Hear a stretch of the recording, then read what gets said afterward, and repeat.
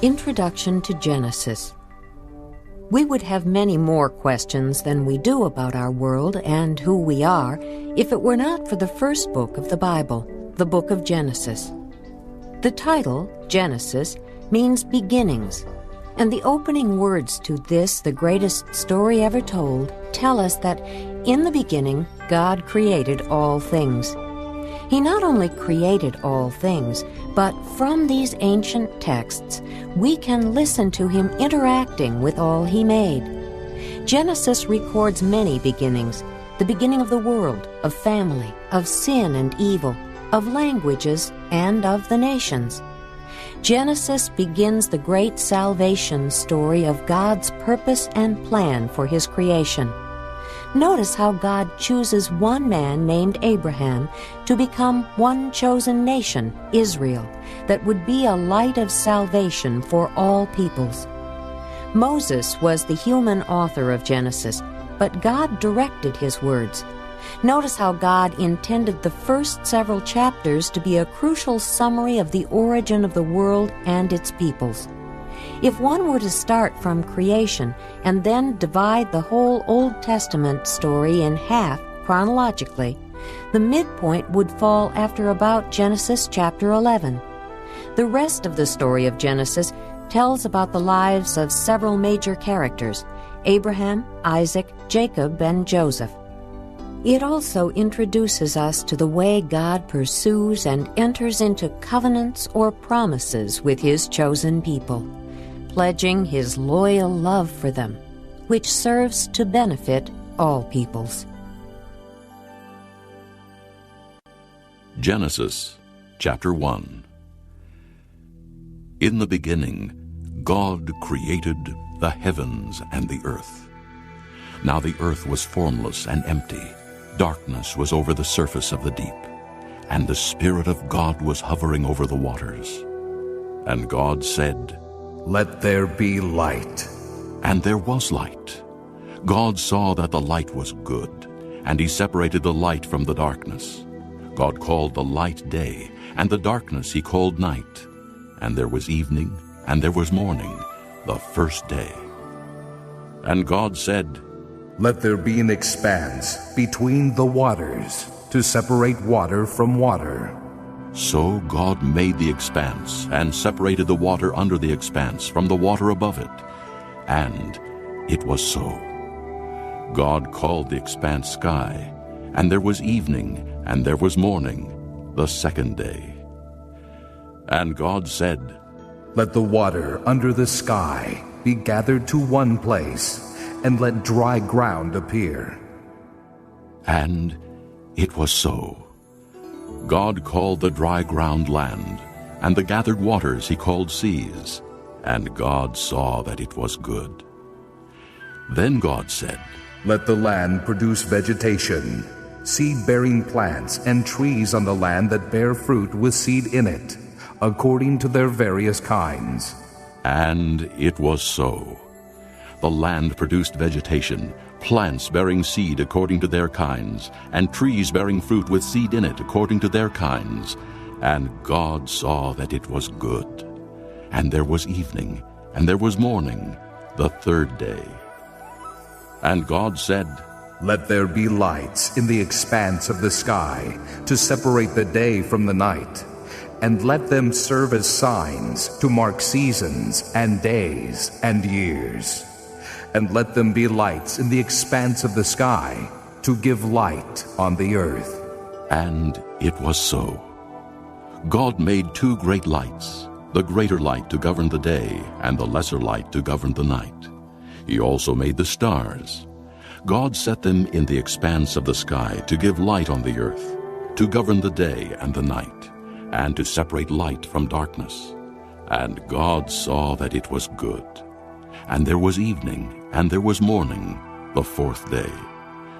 And God said, "Let the water teem with living creatures, and let birds fly above the earth across the expanse of the sky." So God created the great creatures of the sea, and every living and moving thing with which the water teems, according to their kinds, and every winged bird according to its kind. And God saw that it was good. God blessed them and said, Be fruitful and increase in number, and fill the water in the seas, and let the birds increase on the earth. And there was evening and there was morning, the 5th day. And God said, Let the land produce living creatures according to their kinds, livestock, creatures that move along the ground, and wild animals, each according to its kind. And it was so. God made the wild animals according to their kinds, the livestock according to their kinds, and all the creatures that move along the ground according to their kinds. And God saw that it was good. Then God said, Let us make man in our image, in our likeness, and let them rule over the fish of the sea and the birds of the air, over the livestock, over all the earth, and over all the creatures that move along the ground. So God created man in his own image. In the image of God he created him. Male and female he created them. God blessed them and said to them, Be fruitful and increase in number. Fill the earth and subdue it. Rule over the fish of the sea and the birds of the air, and over every living creature that moves on the ground. Then God said, I give you every seed-bearing plant on the face of the whole earth, and every tree that has fruit with seed in it. They will be yours for food. And to all the beasts of the earth, and all the birds of the air, and all the creatures that move on the ground, everything that has the breath of life in it, I give every green plant for food. And it was so. God saw all that he had made, and it was very good. And there was evening, and there was morning, the 6th day. Chapter 2. Thus the heavens and the earth were completed in all their vast array. By the 7th day, God had finished the work he had been doing. So on the 7th day he rested from all his work. And God blessed the 7th day and made it holy, because on it he rested from all the work of creating that he had done. This is the account of the heavens and the earth when they were created. When the Lord God made the earth and the heavens, and no shrub of the field had yet appeared on the earth, and no plant of the field had yet sprung up, for the Lord God had not sent rain on the earth, and there was no man to work the ground. But streams came up from the earth and watered the whole surface of the ground. The Lord God formed the man from the dust of the ground, and breathed into his nostrils the breath of life, and man became a living being. Now the Lord God had planted a garden in the east, in Eden, and there he put the man he had formed. And the Lord God made all kinds of trees grow out of the ground, trees that were pleasing to the eye and good for food. In the middle of the garden were the tree of life and the tree of the knowledge of good and evil. A river watering the garden flowed from Eden. From there it was separated into 4 headwaters. The name of the first is Pishon. It winds through the entire land of Havilah, where there is gold. The gold of that land is good. Aromatic resin and onyx are also there. The name of the second river is Gihon. It winds through the entire land of Cush. The name of the third river is Tigris. It runs along the east side of Ashur. And the fourth river is the Euphrates. The Lord God took the man and put him in the Garden of Eden to work it and take care of it. And the Lord God commanded the man, You are free to eat from any tree in the garden, but you must not eat from the tree of the knowledge of good and evil, for when you eat of it, you will surely die. The Lord God said, It is not good for the man to be alone. I will make a helper suitable for him. Now the Lord God had formed out of the ground all the beasts of the field and all the birds of the air. He brought them to the man to see what he would name them. And whatever the man called each living creature, that was its name. So the man gave names to all the livestock, the birds of the air, and all the beasts of the field. But for Adam, no suitable helper was found. So the Lord God caused the man to fall into a deep sleep. And while he was sleeping, he took one of the man's ribs and closed up the place with flesh. Then the Lord God made a woman from the rib he had taken out of the man, and he brought her to the man. The man said, "This is now bone of my bones, and flesh of my flesh. She shall be called woman, for she was taken out of man." For this reason, a man will leave his father and mother and be united to his wife, and they will become one flesh. The man and his wife were both naked, and they felt no shame. Chapter 3. Now the serpent was more crafty than any of the wild animals the Lord God had made. He said to the woman, "Did God really say, 'You must not eat from any tree in the garden'?" The woman said to the serpent, "We may eat fruit from the trees in the garden, but God did say, 'You must not eat fruit from the tree that is in the middle of the garden, and you must not touch it, or you will die.'" "You will not surely die," the serpent said to the woman, "for God knows that when you eat of it, your eyes will be opened, and you will be like God, knowing good and evil." When the woman saw that the fruit of the tree was good for food and pleasing to the eye, and also desirable for gaining wisdom, she took some and ate it. She also gave some to her husband who was with her, and he ate it. Then the eyes of both of them were opened, and they realized they were naked. So they sewed fig leaves together and made coverings for themselves. Then the man and his wife heard the sound of the Lord God as he was walking in the garden in the cool of the day, and they hid from the Lord God among the trees of the garden. But the Lord God called to the man, "Where are you?" He answered, "I heard you in the garden, and I was afraid because I was naked, so I hid." And he said, "Who told you that you were naked? Have you eaten from the tree that I commanded you not to eat from?" The man said, "The woman you put here with me, she gave me some fruit from the tree, and I ate it." Then the Lord God said to the woman, "What is this you have done?" The woman said, "The serpent deceived me, and I ate." So the Lord God said to the serpent, "Because you have done this, cursed are you above all the livestock and all the wild animals. You will crawl on your belly, and you will eat dust all the days of your life. And I will put enmity between you and the woman, and between your offspring and hers. He will crush your head, and you will strike his heel." To the woman he said, "I will greatly increase your pains in childbearing. With pain you will give birth to children. Your desire will be for your husband, and he will rule over you." To Adam he said, "Because you listened to your wife and ate from the tree about which I commanded you, you must not eat of it. Cursed is the ground because of you. Through painful toil you will eat of it all the days of your life. It will produce thorns and thistles for you, and you will eat the plants of the field. By the sweat of your brow you will eat your food until you return to the ground, since from it you were taken. For dust you are, and to dust you will return." Adam named his wife Eve, because she would become the mother of all the living. The Lord God made garments of skin for Adam and his wife, and clothed them. And the Lord God said, "The man has now become like one of us, knowing good and evil. He must not be allowed to reach out his hand and take also from the tree of life and eat and live forever." So the Lord God banished him from the Garden of Eden to work the ground from which he had been taken.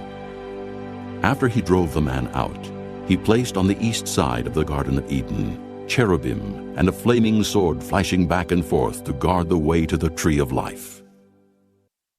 Chapter 4. Adam lay with his wife Eve, and she became pregnant and gave birth to Cain. She said, "With the help of the Lord, I have brought forth a man." Later she gave birth to his brother Abel. Now Abel kept flocks, and Cain worked the soil. In the course of time, Cain brought some of the fruits of the soil as an offering to the Lord. But Abel brought fat portions from some of the firstborn of his flock. The Lord looked with favor on Abel and his offering, But on Cain and his offering he did not look with favor. So Cain was very angry, and his face was downcast. Then the Lord said to Cain, Why are you angry? Why is your face downcast? If you do what is right, will you not be accepted? But if you do not do what is right, sin is crouching at your door. It desires to have you, but you must master it. Now Cain said to his brother Abel, Let's go out to the field. And while they were in the field, Cain attacked his brother Abel and killed him. Then the Lord said to Cain, Where is your brother Abel? I don't know. He replied, Am I my brother's keeper? The Lord said, What have you done? Listen, your brother's blood cries out to me from the ground. Now you are under a curse and driven from the ground, which opened its mouth to receive your brother's blood from your hand. When you work the ground, it will no longer yield its crops for you. You will be a restless wanderer on the earth. Cain said to the Lord, My punishment is more than I can bear. Today you are driving me from the land, and I will be hidden from your presence. I will be a restless wanderer on the earth, and whoever finds me will kill me. But the Lord said to him, Not so. If anyone kills Cain, he will suffer vengeance 7 times over. Then the Lord put a mark on Cain, so that no one who found him would kill him. So Cain went out from the Lord's presence and lived in the land of Nod, east of Eden. Cain lay with his wife, and she became pregnant and gave birth to Enoch. Cain was then building a city, and he named it after his son Enoch. To Enoch was born Irad, and Irad was the father of Mehujael. And Mehujael was the father of Methushael, and Methushael was the father of Lamech. Lamech married 2 women, one named Ada and the other Zillah. Ada gave birth to Jabal. He was the father of those who live in tents and raise livestock. His brother's name was Jubal. He was the father of all who play the harp and flute. Zillah also had a son, Tubal-Cain, who forged all kinds of tools out of bronze and iron. Tubal-Cain's sister was Naamah. Lamech said to his wives, Ada and Zillah, listen to me. Wives of Lamech, hear my words. I have killed a man for wounding me, a young man for injuring me. If Cain is avenged 7 times, then Lamech 77 times. Adam lay with his wife again, and she gave birth to a son and named him Seth, saying, God has granted me another child in place of Abel, since Cain killed him. Seth also had a son, and he named him Enosh. At that time, men began to call on the name of the Lord. Chapter 5. This is the written account of Adam's line. When God created man, he made him in the likeness of God. He created them male and female, and blessed them. And when they were created, he called them man. When Adam had lived 130 years, he had a son in his own likeness, in his own image, and he named him Seth. After Seth was born, Adam lived 800 years and had other sons and daughters. Altogether, Adam lived 930 years, and then he died. When Seth had lived 105 years, he became the father of Enosh. And after he became the father of Enosh, Seth lived 807 years and had other sons and daughters. Altogether, Seth lived 912 years, and then he died. When Enosh had lived 90 years, he became the father of Kenan. And after he became the father of Kenan, Enosh lived 815 years and had other sons and daughters. Altogether, Enosh lived 905 years, and then he died. When Kenan had lived 70 years, he became the father of Mahalalel. And after he became the father of Mahalalel, Kenan lived 840 years and had other sons and daughters. Altogether, Kenan lived 910 years, and then he died. When Mahalalel had lived 65 years, he became the father of Jared. And after he became the father of Jared, Mahalalel lived 830 years and had other sons and daughters. Altogether, Mahalalel lived 895 years, and then he died. When Jared had lived 162 years, he became the father of Enoch. And after he became the father of Enoch, Jared lived 800 years and had other sons and daughters. Altogether, Jared lived 962 years, and then he died. When Enoch had lived 65 years, he became the father of Methuselah. And after he became the father of Methuselah, Enoch walked with God 300 years and had other sons and daughters. Altogether, Enoch lived 365 years. Enoch walked with God. Then he was no more, because God took him away. When Methuselah had lived 187 years, he became the father of Lamech. And after he became the father of Lamech, Methuselah lived 782 years and had other sons and daughters. Altogether, Methuselah lived 969 years, and then he died. When Lamech had lived 182 years, he had a son. He named him Noah and said, He will comfort us in the labor and painful toil of our hands caused by the ground the Lord has cursed. After Noah was born, Lamech lived 595 years and had other sons and daughters. Altogether, Lamech lived 777 years, and then he died.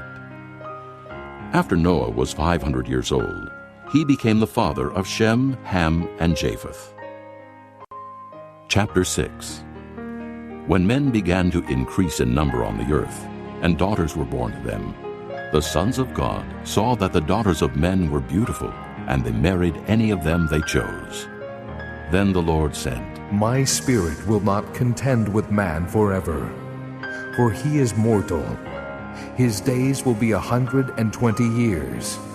The Nephilim were on the earth in those days, and also afterward, when the sons of God went to the daughters of men and had children by them. They were the heroes of old, men of renown. The Lord saw how great man's wickedness on the earth had become, and that every inclination of the thoughts of his heart was only evil all the time. The Lord was grieved that he had made man on the earth, and his heart was filled with pain.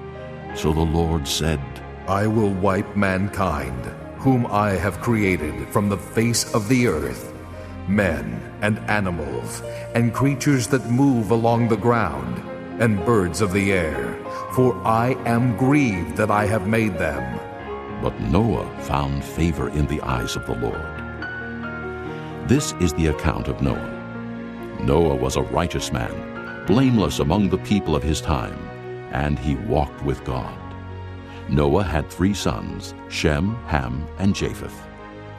Now the earth was corrupt in God's sight, and was full of violence. God saw how corrupt the earth had become, for all the people on earth had corrupted their ways. So God said to Noah, I am going to put an end to all people, for the earth is filled with violence because of them. I am surely going to destroy both them and the earth. So make yourself an ark of cypress wood. Make rooms in it, and coat it with pitch inside and out. This is how you are to build it. The ark is to be 450 feet long, 75 feet wide, and 45 feet high. Make a roof for it, and finish the ark to within 18 inches of the top. Put a door in the side of the ark, and make lower, middle, and upper decks. I am going to bring floodwaters on the earth to destroy all life under the heavens, every creature that has the breath of life in it. Everything on earth will perish. But I will establish my covenant with you, and you will enter the ark, you and your sons, and your wife, and your sons' wives with you. You are to bring into the ark 2 of all living creatures, male and female, to keep them alive with you. 2 of every kind of bird, of every kind of animal, and of every kind of creature that moves along the ground will come to you to be kept alive. You are to take every kind of food that is to be eaten and store it away as food for you and for them. Noah did everything just as God commanded him. Chapter 7. The Lord then said to Noah, Go into the ark, you and your whole family, because I have found you righteous in this generation. Take with you 7 of every kind of clean animal, a male and its mate, and 2 of every kind of unclean animal, a male and its mate, and also 7 of every kind of bird, male and female, to keep their various kinds alive throughout the earth.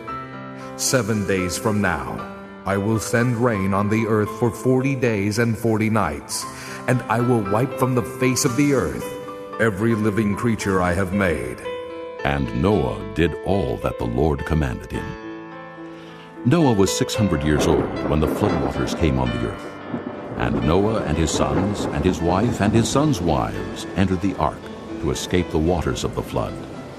Pairs of clean and unclean animals, of birds, and of all creatures that move along the ground, male and female, came to Noah and entered the ark, as God had commanded Noah. And after the 7 days, the floodwaters came on the earth. In the 600th year of Noah's life, on the 17th day of the 2nd month, on that day, all the springs of the great deep burst forth, and the floodgates of the heavens were opened, and rain fell on the earth 40 days and 40 nights. On that very day, Noah and his sons, Shem, Ham, and Japheth, together with his wife and the wives of his 3 sons, entered the ark. They had with them every wild animal according to its kind, all livestock according to their kinds, every creature that moves along the ground according to its kind, and every bird according to its kind, everything with wings. Pairs of all creatures that have the breath of life in them came to Noah and entered the ark. The animals going in were male and female of every living thing, as God had commanded Noah. Then the Lord shut him in. For 40 days the flood kept coming on the earth, and as the waters increased, they lifted the ark high above the earth. The waters rose and increased greatly on the earth, and the ark floated on the surface of the water. They rose greatly on the earth, and all the high mountains under the entire heavens were covered. The waters rose and covered the mountains to a depth of more than 20 feet. Every living thing that moved on the earth perished: birds, livestock, wild animals, all the creatures that swarm over the earth, and all mankind. Everything on dry land that had the breath of life in its nostrils died. Every living thing on the face of the earth was wiped out, men and animals, and the creatures that move along the ground, and the birds of the air were wiped from the earth. Only Noah was left, and those with him in the ark. The waters flooded the earth for 150 days. Chapter 8.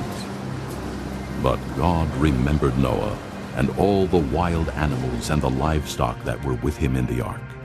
And he sent a wind over the earth, and the waters receded. Now the springs of the deep and the floodgates of the heavens had been closed, and the rain had stopped falling from the sky. The water receded steadily from the earth. At the end of the 150 days the water had gone down, and on the 17th day of the 7th month the ark came to rest on the mountains of Ararat. The waters continued to recede until the 10th month, and on the 1st day of the 10th month the tops of the mountains became visible. After 40 days, Noah opened the window he had made in the ark and sent out a raven, and it kept flying back and forth until the water had dried up from the earth. Then he sent out a dove to see if the water had receded from the surface of the ground. But the dove could find no place to set its feet, because there was water over all the surface of the earth. So it returned to Noah in the ark. He reached out his hand and took the dove and brought it back to himself in the ark. He waited 7 more days and again sent out the dove from the ark. When the dove returned to him in the evening, there in its beak was a freshly plucked olive leaf. Then Noah knew that the water had receded from the earth. He waited 7 more days and sent the dove out again, but this time it did not return to him.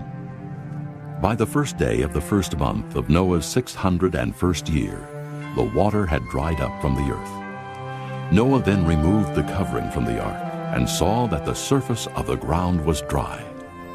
By the 27th day of the 2nd month, the earth was completely dry. Then God said to Noah, "Come out of the ark, you and your wife, and your sons and their wives. bring out every kind of living creature that is with you, the birds, the animals, and all the creatures that move along the ground, so they can multiply on the earth, and be fruitful, and increase in number upon it.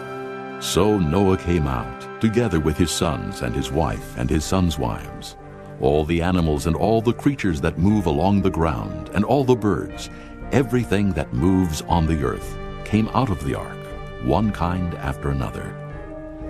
Then Noah built an altar to the Lord, and taking some of all the clean animals and clean birds, he sacrificed burnt offerings on it. The Lord smelled the pleasing aroma, and said in his heart, Never again will I curse the ground because of man, even though every inclination of his heart is evil from childhood. And never again will I destroy all living creatures as I have done. As long as the earth endures, seed time and harvest, cold and heat, summer and winter, day and night will never cease. Chapter 9. Then God blessed Noah and his sons, saying to them, Be fruitful and increase in number, and fill the earth. The fear and dread of you will fall upon all the beasts of the earth, and all the birds of the air, upon every creature that moves along the ground, and upon all the fish of the sea. They are given into your hands. Everything that lives and moves will be food for you.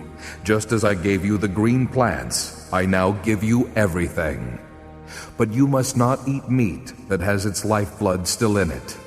And for your lifeblood I will surely demand an accounting.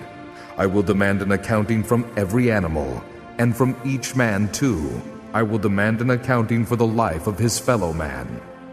Whoever sheds the blood of man, by man shall his blood be shed. For in the image of God has God made man.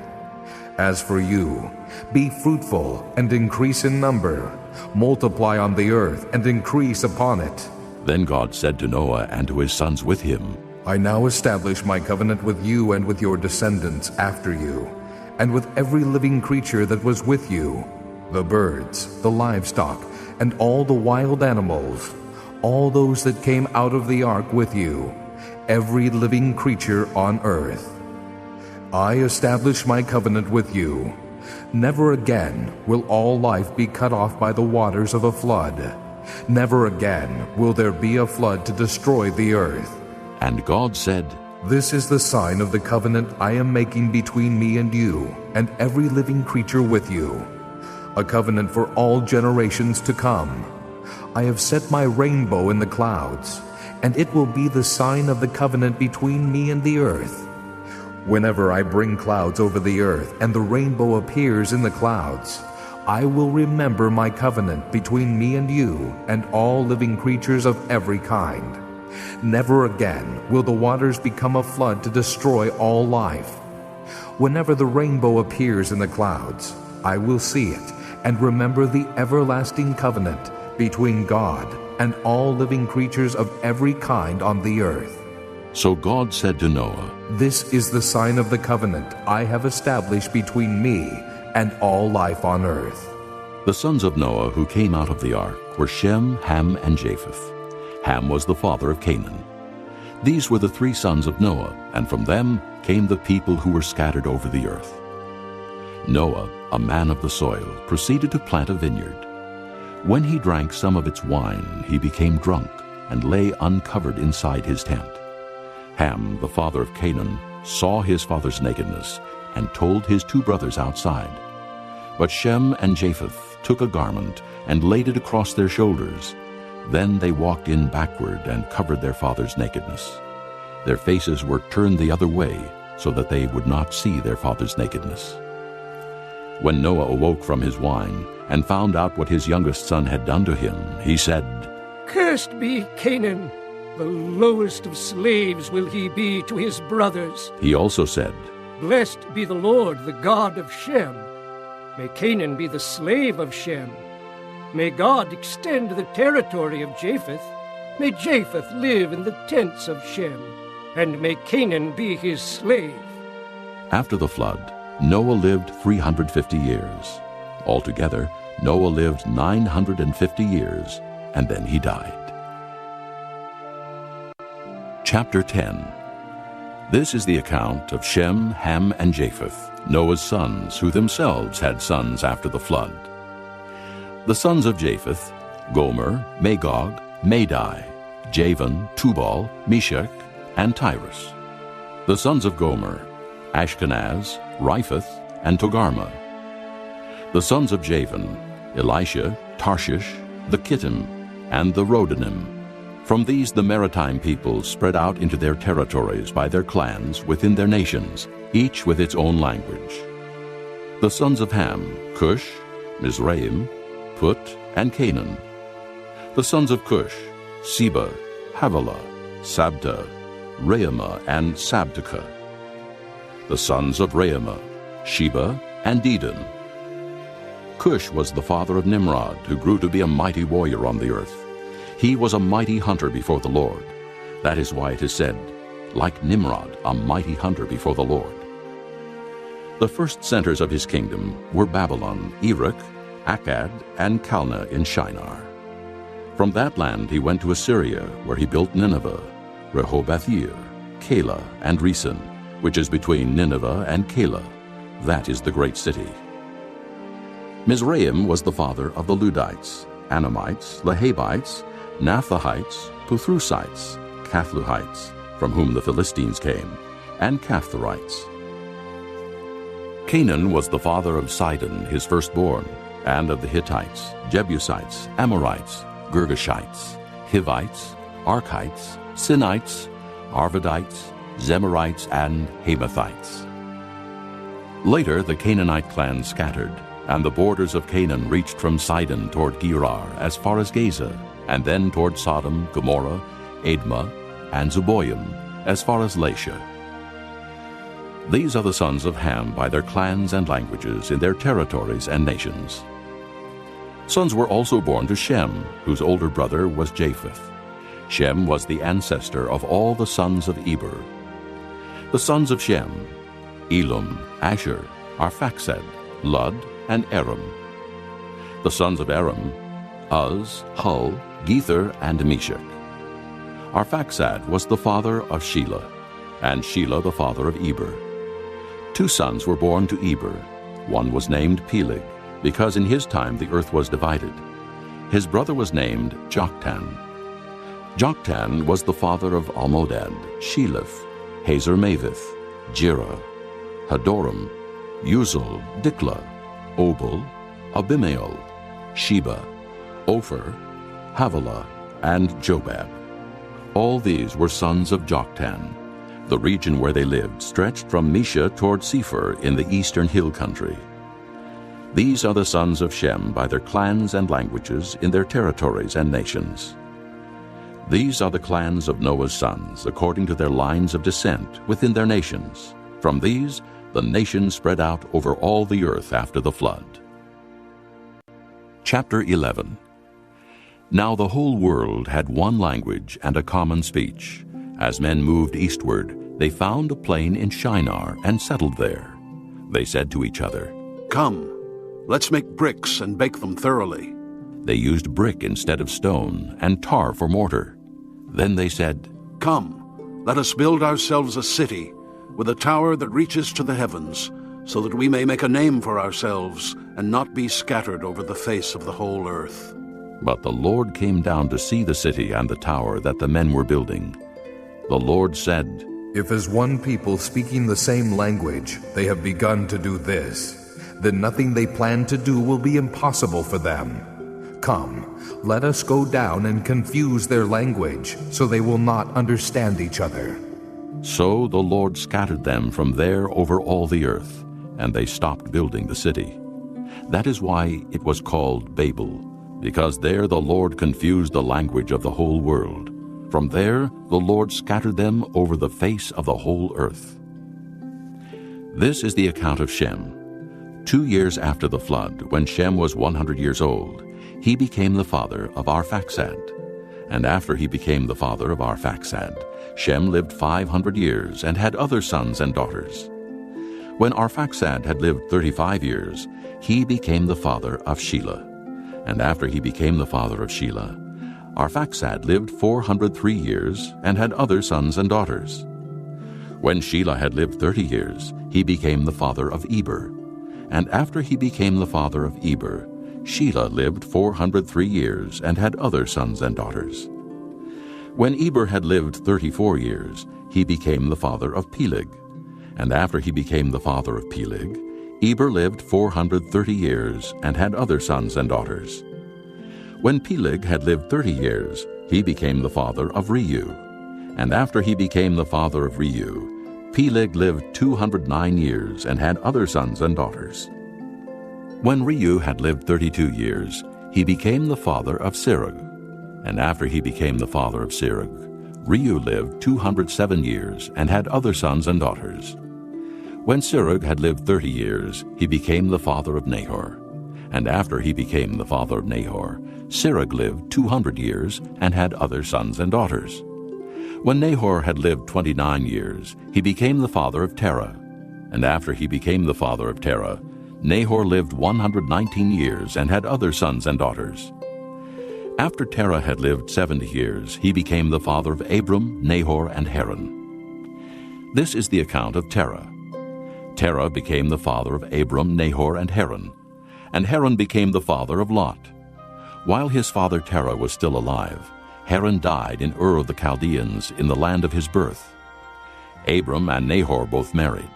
The name of Abram's wife was Sarai, and the name of Nahor's wife was Milcah.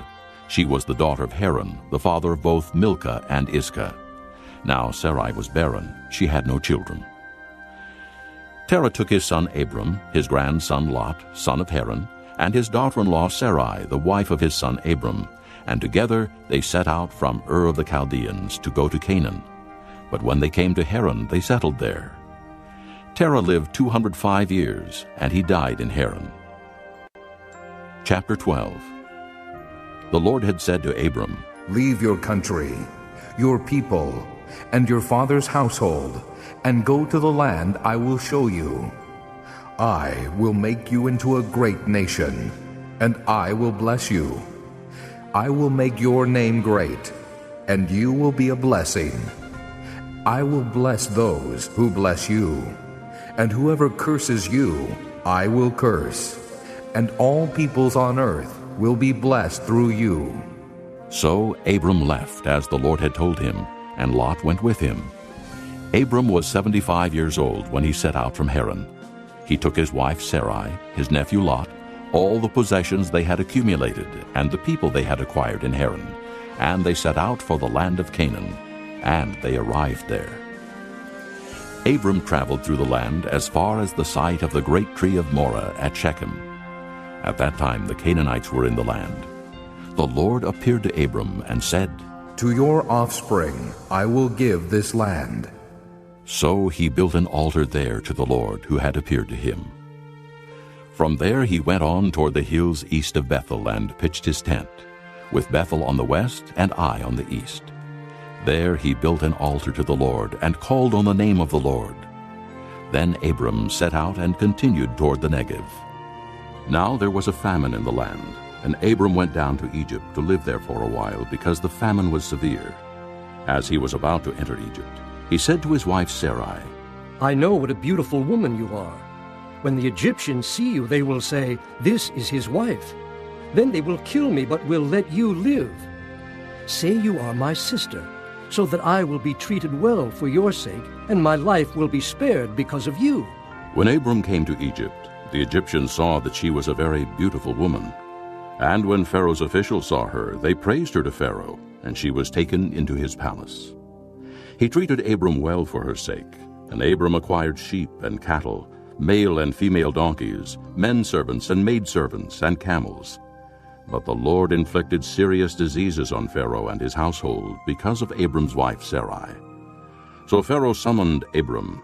What have you done to me? He said, Why didn't you tell me she was your wife? Why did you say she is my sister, so that I took her to be my wife? Now then, here is your wife. Take her and go. Then Pharaoh gave orders about Abram to his men. and they sent him on his way with his wife and everything he had. Chapter 13. So Abram went up from Egypt to the Negev with his wife and everything he had, and Lot went with him. Abram had become very wealthy in livestock and in silver and gold. From the Negev he went from place to place until he came to Bethel, to the place between Bethel and Ai, where his tent had been earlier, and where he had first built an altar. There Abram called on the name of the Lord. Now Lot, who was moving about with Abram, also had flocks and herds and tents. But the land could not support them while they stayed together, for their possessions were so great that they were not able to stay together. And quarreling arose between Abram's herdsmen and the herdsmen of Lot. The Canaanites and Perizzites were also living in the land at that time. So Abram said to Lot, "Let's not have any quarreling between you and me, or between your herdsmen and mine, for we are brothers. Is not the whole land before you? Let's part company. If you go to the left, I'll go to the right. If you go to the right, I'll go to the left." Lot looked up and saw that the whole plain of the Jordan was well watered, like the garden of the Lord, like the land of Egypt toward Zoar. This was before the Lord destroyed Sodom and Gomorrah. So Lot chose for himself the whole plain of the Jordan and set out toward the east. The two men parted company. Abram lived in the land of Canaan, while Lot lived among the cities of the plain and pitched his tents near Sodom. Now the men of Sodom were wicked and were sinning greatly against the Lord.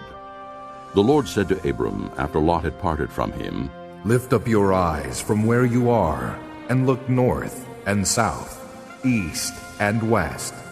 All the land that you see, I will give to you and your offspring forever. I will make your offspring like the dust of the earth, so that if anyone could count the dust, then your offspring could be counted. Go, walk through the length and breadth of the land, for I am giving it to you." So Abram moved his tents and went to live near the great trees of Mamre at Hebron, where he built an altar to the Lord. Chapter 14. At this time, Amraphel, king of Shinar, Arioch, king of Elasar, Chedorlaomer, king of Elam, and Tidal, king of Goyim, went to war against Bera, king of Sodom, Birsha, king of Gomorrah, Shinab, king of Admah, Shemeber, king of Zeboim, and the king of Bela, that is Zoar. All these latter kings joined forces in the valley of Siddim, the Salt Sea. For 12 years they had been subject to Chedorlaomer, but in the 13th year they rebelled.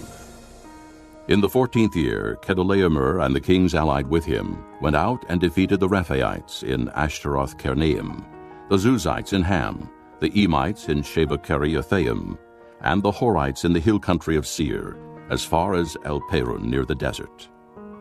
Then they turned back and went to En-Mishpat, that is Kadesh, and they conquered the whole territory of the Amalekites, as well as the Amorites, who were living in Hazazon-Tamar.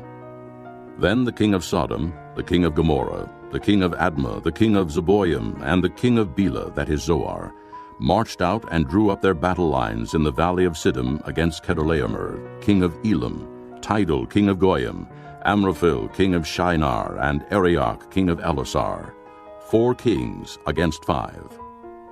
Now the valley of Siddim was full of tar pits, and when the kings of Sodom and Gomorrah fled, some of the men fell into them, and the rest fled to the hills. The 4 kings seized all the goods of Sodom and Gomorrah and all their food. Then they went away. They also carried off Abram's nephew Lot and his possessions, since he was living in Sodom.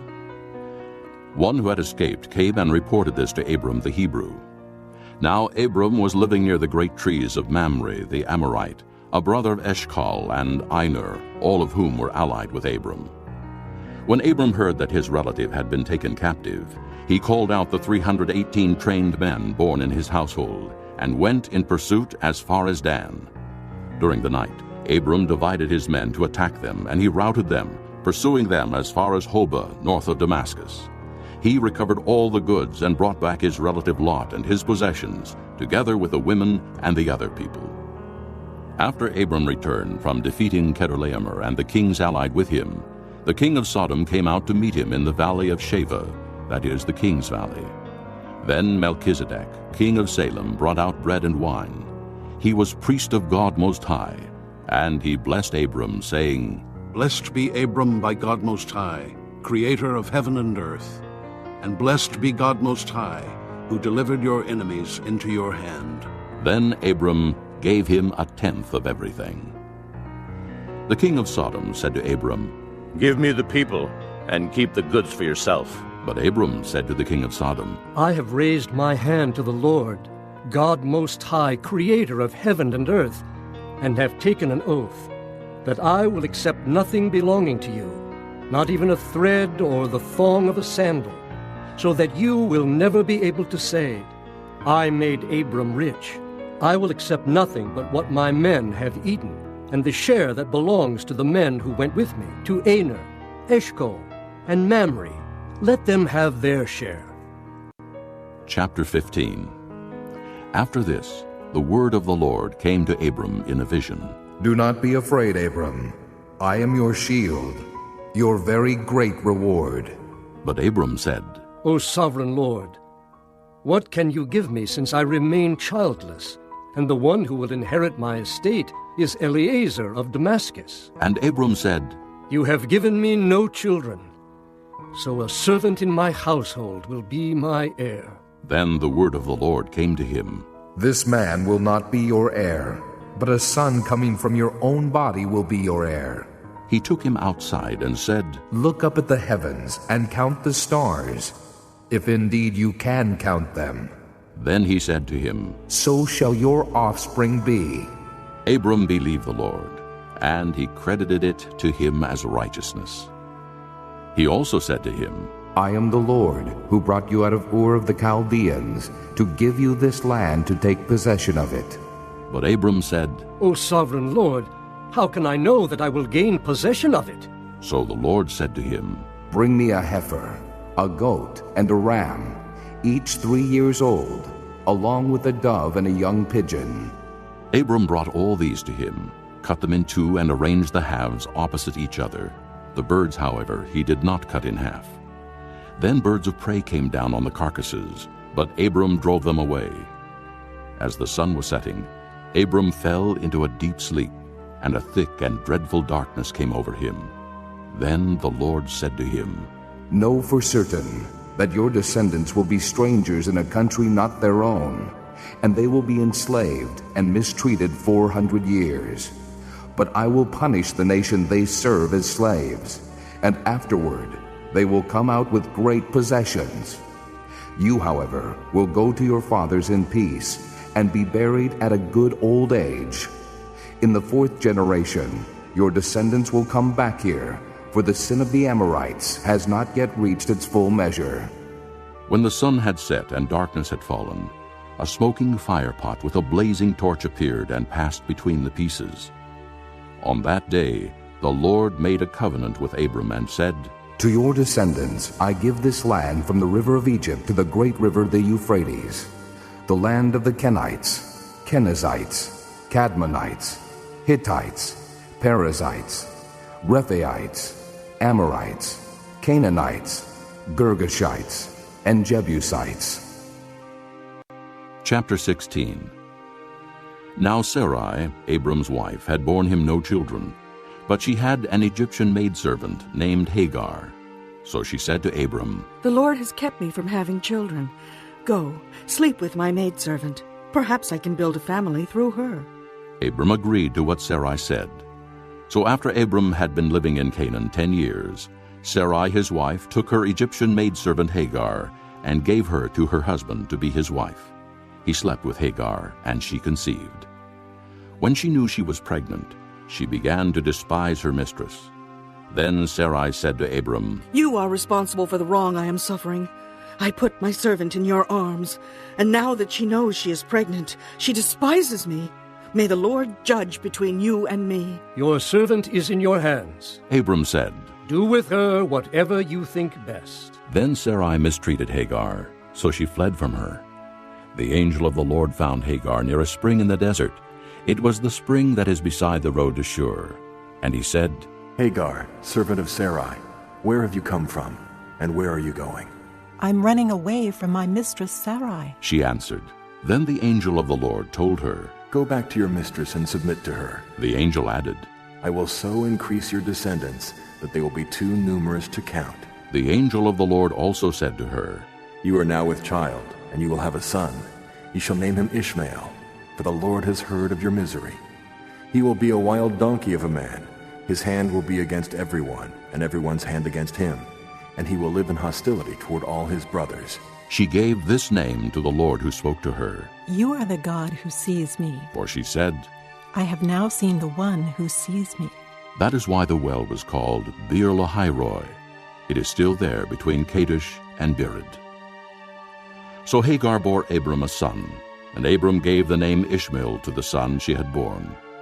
Abram was 86 years old when Hagar bore him Ishmael. Chapter 17. When Abram was 99 years old, the Lord appeared to him and said, I am God Almighty. Walk before me and be blameless.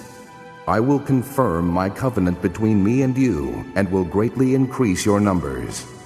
Abram fell face down, and God said to him, As for me, this is my covenant with you. You will be the father of many nations. No longer will you be called Abram. Your name will be Abraham, for I have made you a father of many nations. I will make you very fruitful. I will make nations of you, and kings will come from you. I will establish my covenant as an everlasting covenant between me and you and your descendants after you for generations to come, to be your God and the God of your descendants after you. The whole land of Canaan, where you are now an alien, I will give as an everlasting possession to you and your descendants after you, and I will be their God. Then God said to Abraham, As for you, you must keep my covenant, you and your descendants after you, for the generations to come. This is my covenant with you and your descendants after you, the covenant you are to keep. Every male among you shall be circumcised. You are to undergo circumcision, and it will be the sign of the covenant between me and you. For the generations to come, every male among you who is 8 days old must be circumcised, including those born in your household, or bought with money from a foreigner, those who are not your offspring. Whether born in your household or bought with your money, they must be circumcised. My covenant in your flesh is to be an everlasting covenant. Any uncircumcised male who has not been circumcised in the flesh will be cut off from his people. He has broken my covenant. God also said to Abraham, As for Sarai, your wife, you are no longer to call her Sarai. Her name will be Sarah. I will bless her, and will surely give you a son by her. I will bless her so that she will be the mother of nations. Kings of peoples will come from her. Abraham fell face down. He laughed and said to himself, Will a son be born to a man 100 years old? Will Sarah bear a child at the age of 90? And Abraham said to God, If only Ishmael might live under your blessing. Then God said, Yes, but your wife Sarah will bear you a son, and you will call him Isaac. I will establish my covenant with him as an everlasting covenant for his descendants after him. And as for Ishmael, I have heard you. I will surely bless him.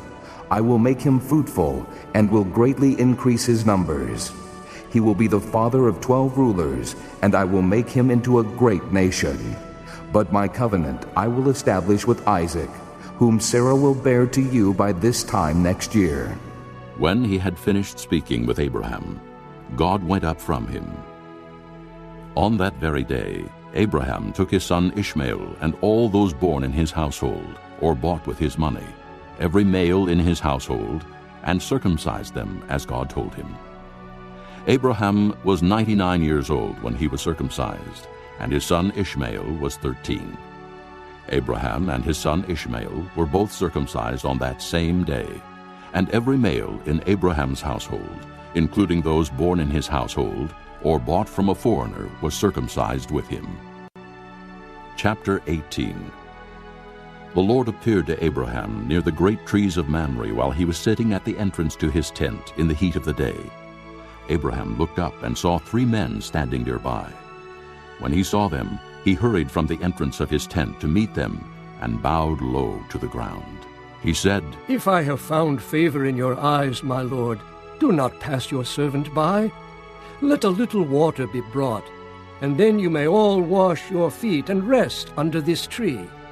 Let me get you something to eat, so you can be refreshed, and then go on your way, now that you have come to your servant." "Very well," they answered. "Do as you say." So Abraham hurried into the tent to Sarah. "Quick," he said. "Get 3 seahs of fine flour and knead it and bake some bread." Then he ran to the herd and selected a choice tender calf and gave it to a servant who hurried to prepare it. He then brought some curds and milk and the calf that had been prepared and set these before them. While they ate, he stood near them under a tree. "Where is your wife Sarah?" They asked him. "There, in the tent," he said. Then the Lord said, "I will surely return to you about this time next year, and Sarah your wife will have a son." Now Sarah was listening at the entrance to the tent which was behind him. Abraham and Sarah were already old and well advanced in years, and Sarah was past the age of childbearing. So Sarah laughed to herself as she thought, "After I am worn out and my master is old, will I now have this pleasure?" Then the Lord said to Abraham, "Why did Sarah laugh and say, 'Will I really have a child now that I am old?' Is anything too hard for the Lord? I will return to you at the appointed time next year, and Sarah will have a son." Sarah was afraid, so she lied and said, "I did not laugh." But he said, "Yes, you did laugh." When the men got up to leave, they looked down toward Sodom, and Abraham walked along with them to see them on their way. Then the Lord said, "Shall I hide from Abraham what I am about to do? Abraham will surely become a great and powerful nation, and all nations on earth will be blessed through him. For I have chosen him, so that he will direct his children and his household after him, to keep the way of the Lord by doing what is right and just, so that the Lord will bring about for Abraham what he has promised him." Then the Lord said, "The outcry against Sodom and Gomorrah is so great, and their sin so grievous, that I will go down and see if what they have done is as bad as the outcry that has reached me.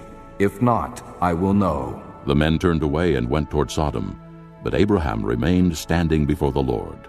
Then Abraham approached him and said, "Will you sweep away the righteous with the wicked? What if there are 50 righteous people in the city? Will you really sweep away and not spare the place for the sake of the 50 righteous people in it? Far be it from you to do such a thing, to kill the righteous with the wicked, treating the righteous and the wicked alike. Far be it from you. Will not the judge of all the earth do right?" The Lord said, "If I find 50 righteous people in the city of Sodom, I will spare the whole place for their sake." Then Abraham spoke up again. "Now that I have been so bold as to speak to the Lord, though I am nothing but dust and ashes, what if the number of the righteous is 5 less than 50? Will you destroy the whole city because of 5 people?" "If I find 45 there," he said, "I will not destroy it." Once again he spoke to him. "What if only 40 are found there?" He said, "For the sake of 40, I will not do it." Then he said, "May the Lord not be angry, but let me speak. What if only 30 can be found there?" He answered, "I will not do it if I find 30 there." Abraham said, "Now that I have been so bold as to speak to the Lord, what if only 20 can be found there?" He said, "For the sake of 20, I will not destroy it." Then he said, "May the Lord not be angry, but let me speak just once more. What if only 10 can be found there?" He answered, "For the sake of 10, I will not destroy it." When the Lord had finished speaking with Abraham, he left, and Abraham returned home. Chapter 19. The 2 angels arrived at Sodom in the evening, and Lot was sitting in the gateway of the city. When he saw them, he got up to meet them and bowed down with his face to the ground. "My lords," he said, "please turn aside to your servant's house. You can wash your feet and spend the night, and then go on your way early in the morning." "No," they answered, "we will spend the night in the square." But he insisted so strongly that they did go with him and entered his house. He prepared a meal for them, baking bread without yeast, and they ate. Before they had gone to bed, all the men from every part of the city of Sodom, both young and old, surrounded the house. They called to Lot. "Where are the men who came to you tonight? Bring them out to us so that we can have sex with them." Lot went outside to meet them and shut the door behind him and said, "No, my friends, don't do this wicked thing. Look, I have 2 daughters who have never slept with a man. Let me bring them out to you, and you can do what you like with them. But don't do anything to these men, for they have come under the protection of my roof." "Get out of our way," they replied, and they said, "This fellow came here as an alien, and now he wants to play the judge. We'll treat you worse than them." They kept bringing pressure on Lot and moved forward to break down the door. But the men inside reached out and pulled Lot back into the house and shut the door.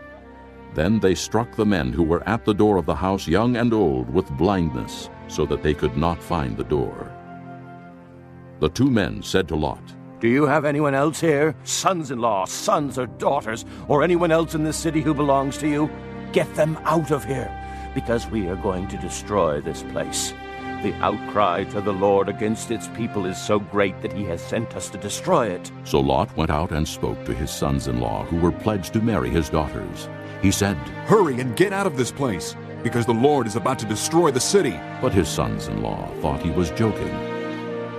With the coming of dawn, the angels urged Lot, saying, "Hurry, take your wife and your 2 daughters who are here, or you will be swept away when the city is punished." When he hesitated, the men grasped his hand and the hands of his wife and of his 2 daughters and led them safely out of the city, for the Lord was merciful to them. As soon as they had brought them out, one of them said, "Flee for your lives. Don't look back, and don't stop anywhere in the plain. Flee to the mountains, or you will be swept away." But Lot said to them, "No, my lords, please. Your servant has found favor in your eyes, and you have shown great kindness to me in sparing my life. But I can't flee to the mountains. This disaster will overtake me, and I'll die. Look, here is a town near enough to run to, and it is small. Let me flee to it. It is very small, isn't it? Then my life will be spared." He said to him, "Very well. I will grant this request too. I will not overthrow the town you speak of, but flee there quickly, because I cannot do anything until you reach it." That is why the town was called Zoar. By the time Lot reached Zoar, the sun had risen over the land. Then the Lord rained down burning sulfur on Sodom and Gomorrah, from the Lord out of the heavens. Thus he overthrew those cities and the entire plain, including all those living in the cities, and also the vegetation in the land. But Lot's wife looked back, and she became a pillar of salt. Early the next morning, Abraham got up and returned to the place where he had stood before the Lord. He looked down toward Sodom and Gomorrah, toward all the land of the plain, and he saw dense smoke rising from the land, like smoke from a furnace. So when God destroyed the cities of the plain, he remembered Abraham, and he brought Lot out of the catastrophe that overthrew the cities where Lot had lived. Lot and his 2 daughters left Zoar and settled in the mountains, for he was afraid to stay in Zoar. He and his 2 daughters lived in a cave. One day the older daughter said to the younger, "Our father is old, and there is no man around here to lie with us, as is the custom all over the earth. Let's get our father to drink wine, and then lie with him, and preserve our family line through our father." That night they got their father to drink wine, and the older daughter went in and lay with him. He was not aware of it when she lay down or when she got up.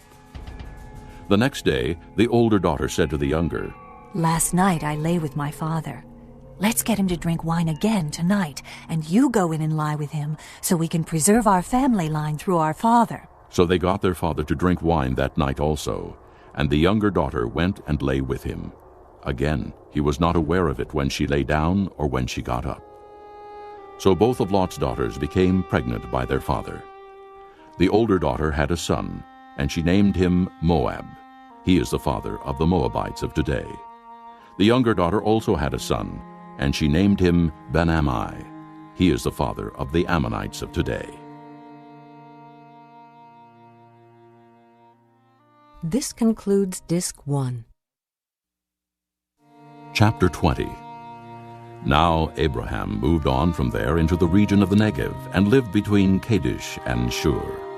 For a while he stayed in Gerar, and there Abraham said to his wife Sarah, "She is my sister." Then Abimelech, king of Gerar, sent for Sarah and took her. But God came to Abimelech in a dream one night and said to him, "You are as good as dead because of the woman you have taken. She is a married woman."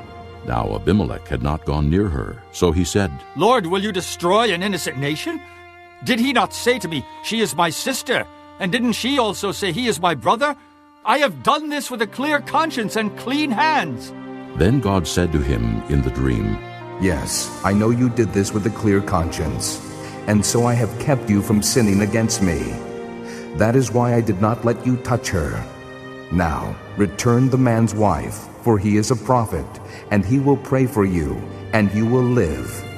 But if you do not return her, you may be sure that you and all yours will die." Early the next morning, Abimelech summoned all his officials, and when he told them all that had happened, they were very much afraid. Then Abimelech called Abraham in and said, "What have you done to us? How have I wronged you that you have brought such great guilt upon me and my kingdom? You have done things to me that should not be done."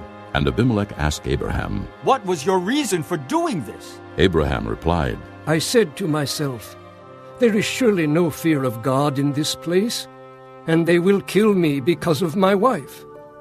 Besides, she really is my sister, the daughter of my father, though not of my mother, and she became my wife. And when God had me wander from my father's household, I said to her, This is how you can show your love to me. Everywhere we go, say of me, He is my brother.'" Then Abimelech brought sheep and cattle and male and female slaves, and gave them to Abraham, and he returned Sarah his wife to him. And Abimelech said, "My land is before you. Live wherever you like." To Sarah he said, "I am giving your brother 1,000 shekels of silver. This is to cover the offense against you before all who are with you. You are completely vindicated." Then Abraham prayed to God, and God healed Abimelech, his wife, and his slave girls, so they could have children again. For the Lord had closed up every womb in Abimelech's household because of Abraham's wife Sarah. Chapter 21. Now the Lord was gracious to Sarah, as he had said, and the Lord did for Sarah what he had promised. Sarah became pregnant and bore a son to Abraham in his old age, at the very time God had promised him. Abraham gave the name Isaac to the son Sarah bore him. When his son Isaac was 8 days old, Abraham circumcised him as God commanded him.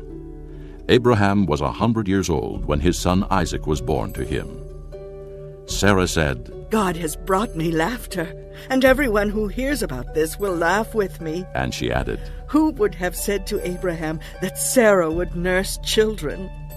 Yet I have borne him a son in his old age." The child grew and was weaned, and on the day Isaac was weaned, Abraham held a great feast.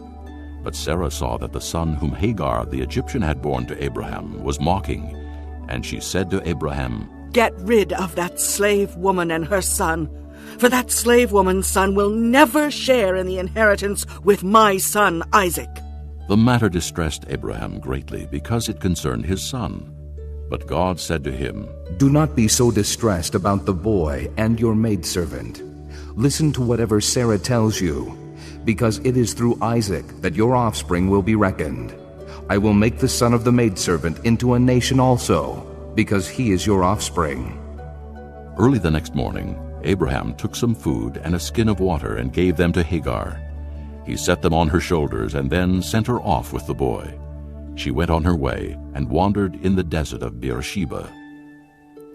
When the water in the skin was gone, she put the boy under one of the bushes. Then she went off and sat down nearby, about a bow shot away, for she thought, "I cannot watch the boy die." And as she sat there nearby, she began to sob. God heard the boy crying, and the angel of God called to Hagar from heaven and said to her, "What is the matter, Hagar? Do not be afraid. God has heard the boy crying as he lies there. Lift the boy up and take him by the hand, for I will make him into a great nation." Then God opened her eyes, and she saw a well of water. So she went and filled the skin with water and gave the boy a drink. God was with the boy as he grew up. He lived in the desert and became an archer. While he was living in the desert of Paran, his mother got a wife for him from Egypt. At that time, Abimelech and Phicol, the commander of his forces, said to Abraham, "God is with you in everything you do. Now swear to me here before God that you will not deal falsely with me or my children or my descendants. Show to me and the country where you are living as an alien the same kindness I have shown to you." Abraham said, "I swear it." Then Abraham complained to Abimelech about a well of water that Abimelech's servants had seized. But Abimelech said, "I don't know who has done this. You did not tell me, and I heard about it only today." So Abraham brought sheep and cattle and gave them to Abimelech, and the two men made a treaty.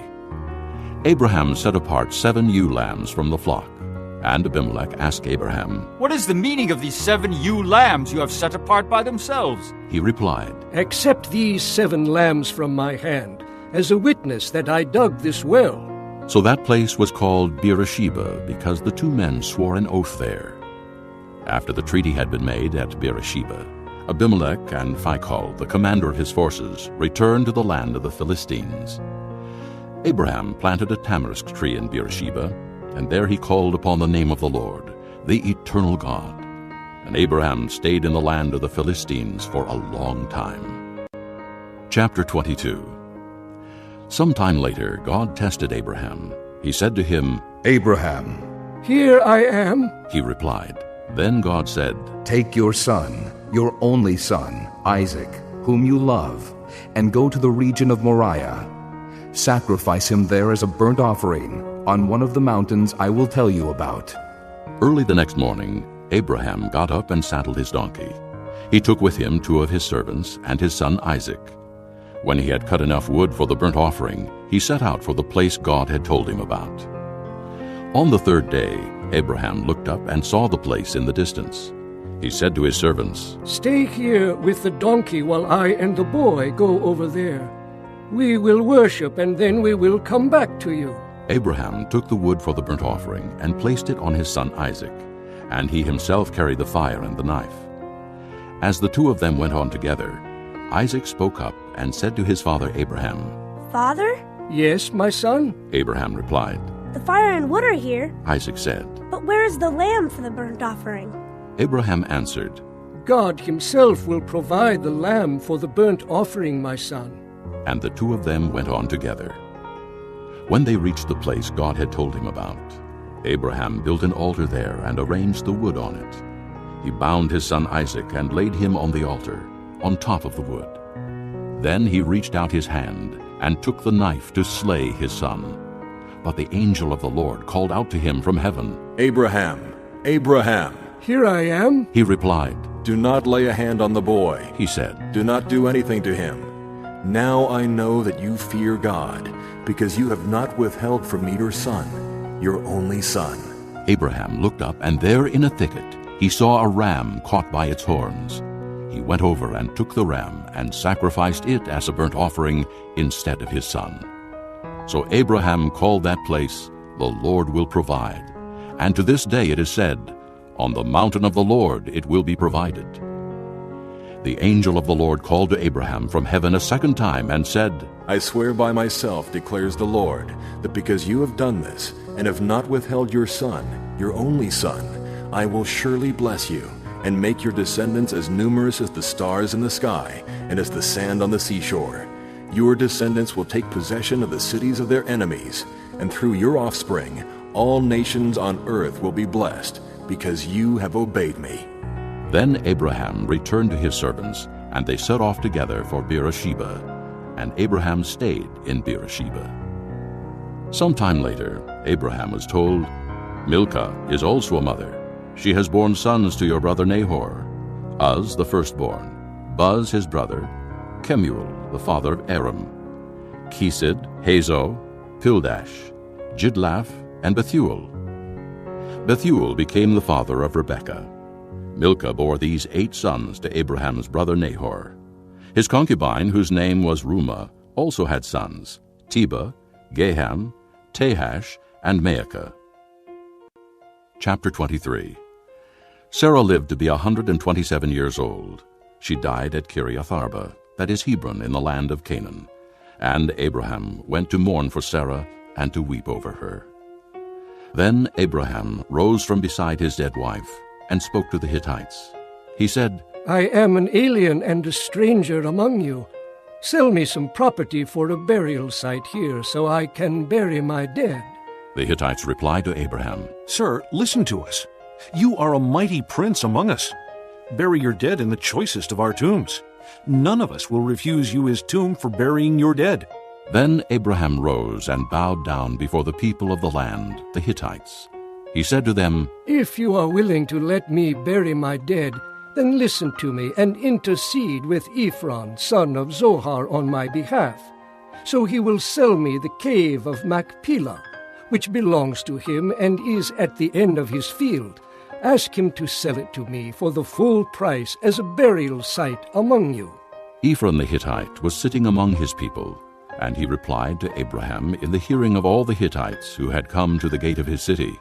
No, my lord, he said, listen to me. I give you the field, and I give you the cave that is in it. I give it to you in the presence of my people. Bury your dead. Again Abraham bowed down before the people of the land, and he said to Ephron in their hearing, Listen to me, if you will. I will pay the price of the field. Accept it from me so I can bury my dead there. Ephron answered Abraham, Listen to me, my lord. The land is worth 400 shekels of silver. But what is that between me and you? Bury your dead. Abraham agreed to Ephron's terms, and weighed out for him the price he had named in the hearing of the Hittites, 400 shekels of silver, according to the weight current among the merchants.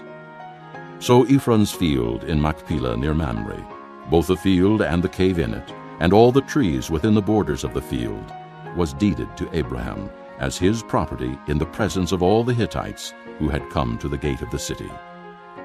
Afterward, Abraham buried his wife Sarah in the cave in the field of Machpelah near Mamre, which is at Hebron, in the land of Canaan. So the field and the cave in it were deeded to Abraham by the Hittites as a burial site.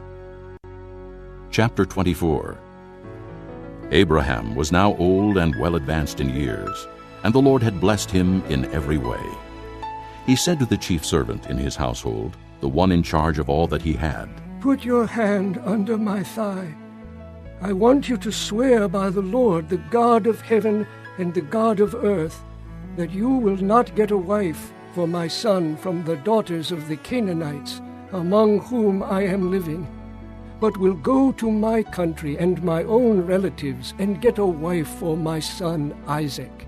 The servant asked him, What if the woman is unwilling to come back with me to this land?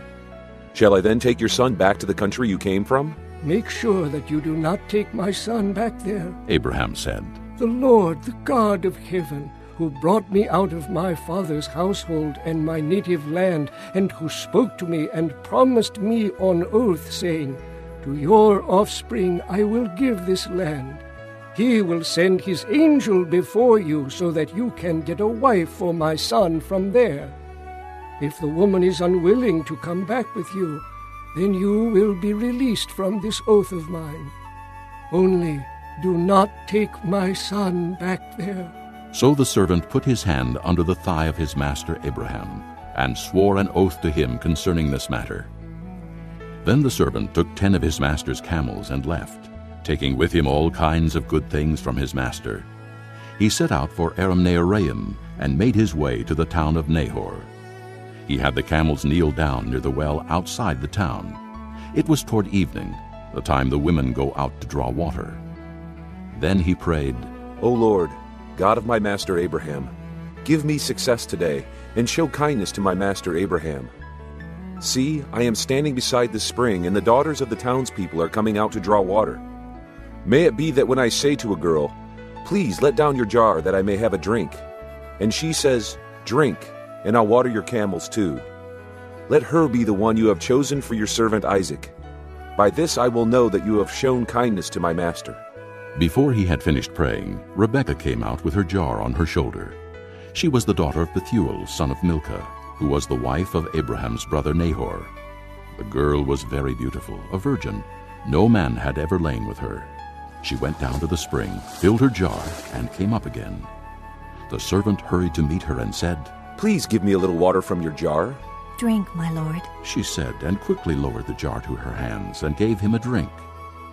After she had given him a drink, she said, "I'll draw water for your camels too, until they have finished drinking."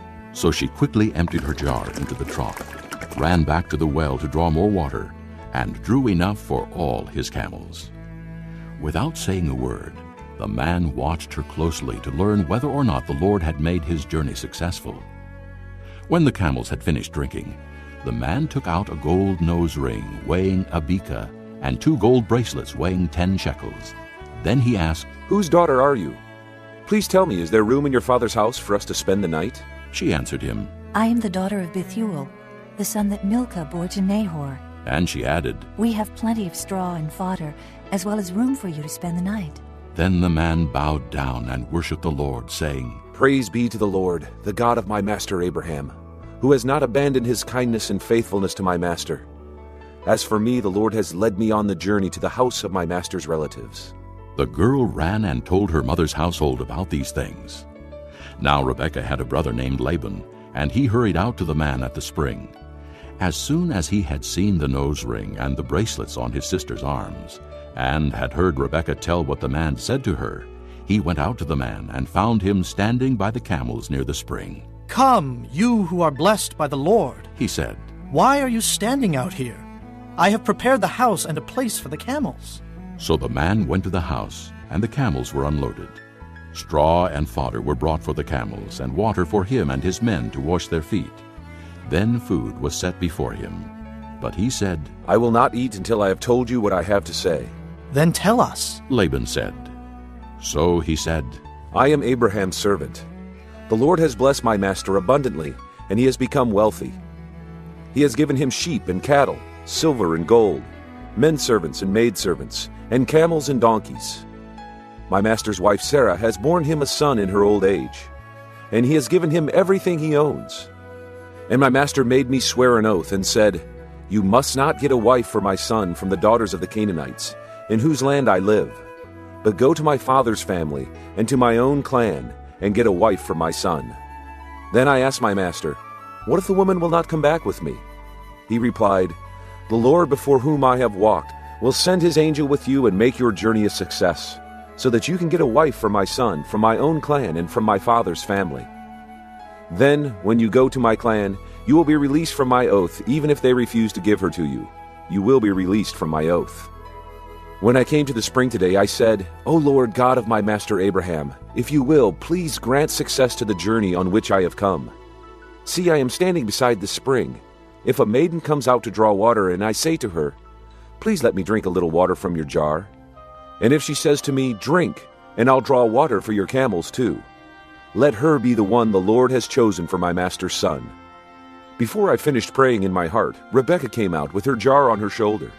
She went down to the spring and drew water, and I said to her, "Please, give me a drink." She quickly lowered her jar from her shoulder and said, "Drink, and I'll water your camels too." So I drank, and she watered the camels also. I asked her, "Whose daughter are you?" She said, "The daughter of Bethuel, son of Nahor, whom Milcah bore to him." Then I put the ring in her nose and the bracelets on her arms, and I bowed down and worshipped the Lord. I praised the Lord, the God of my master Abraham, who had led me on the right road to get the granddaughter of my master's brother for his son. Now if you will show kindness and faithfulness to my master, tell me, and if not, tell me, so I may know which way to turn." Laban and Bethuel answered, "This is from the Lord. We can say nothing to you one way or the other." "Here is Rebekah. Take her and go, and let her become the wife of your master's son, as the Lord has directed." When Abraham's servant heard what they said, he bowed down to the ground before the Lord. Then the servant brought out gold and silver jewelry and articles of clothing and gave them to Rebekah. He also gave costly gifts to her brother and to her mother.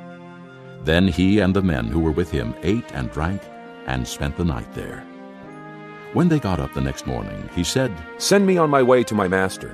But her brother and her mother replied, "Let the girl remain with us 10 days or so.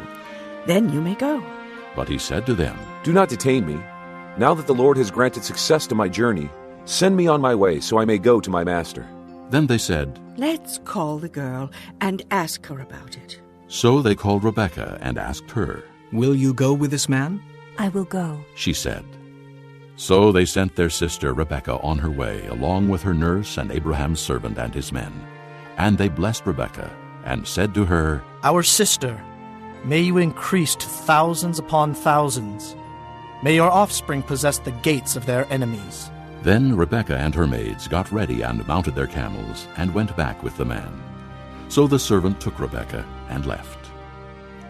Now Isaac had come from Beer-lahai-roi, for he was living in the Negev. He went out to the field one evening to meditate, and as he looked up, he saw camels approaching. Rebekah also looked up and saw Isaac. She got down from her camel and asked the servant, "Who is that man in the field coming to meet us?" "He is my master," the servant answered. So she took her veil and covered herself. Then the servant told Isaac all he had done. Isaac brought her into the tent of his mother Sarah, and he married Rebekah. So she became his wife, and he loved her, and Isaac was comforted after his mother's death. Chapter 25. Abraham took another wife, whose name was Keturah. She bore him Zimran, Jokshan, Medan, Midian, Ishbak, and Shua. Jokshan was the father of Sheba and Dedan. The descendants of Dedan were the Asherites, the Letushites, and the Leamites. The sons of Midian were Ephah, Epher, Hanok, Abida, and Eldaah. All these were descendants of Keturah. Abraham left everything he owned to Isaac. But while he was still living, he gave gifts to the sons of his concubines and sent them away from his son Isaac to the land of the east. Altogether, Abraham lived 175 years. Then Abraham breathed his last and died at a good old age, an old man and full of years, and he was gathered to his people. His sons, Isaac and Ishmael, buried him in the cave of Machpelah near Mamre, in the field of Ephron, son of Zohar the Hittite, the field Abraham had bought from the Hittites. There Abraham was buried with his wife Sarah. After Abraham's death, God blessed his son Isaac, who then lived near Beer-lahai-roi. This is the account of Abraham's son Ishmael, whom Sarah's maidservant Hagar the Egyptian bore to Abraham.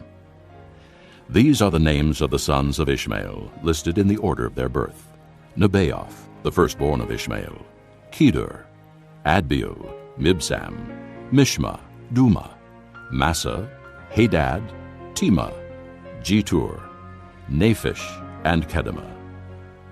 These were the sons of Ishmael, and these are the names of the 12 tribal rulers according to their settlements and camps. Altogether, Ishmael lived 137 years. He breathed his last and died, and he was gathered to his people.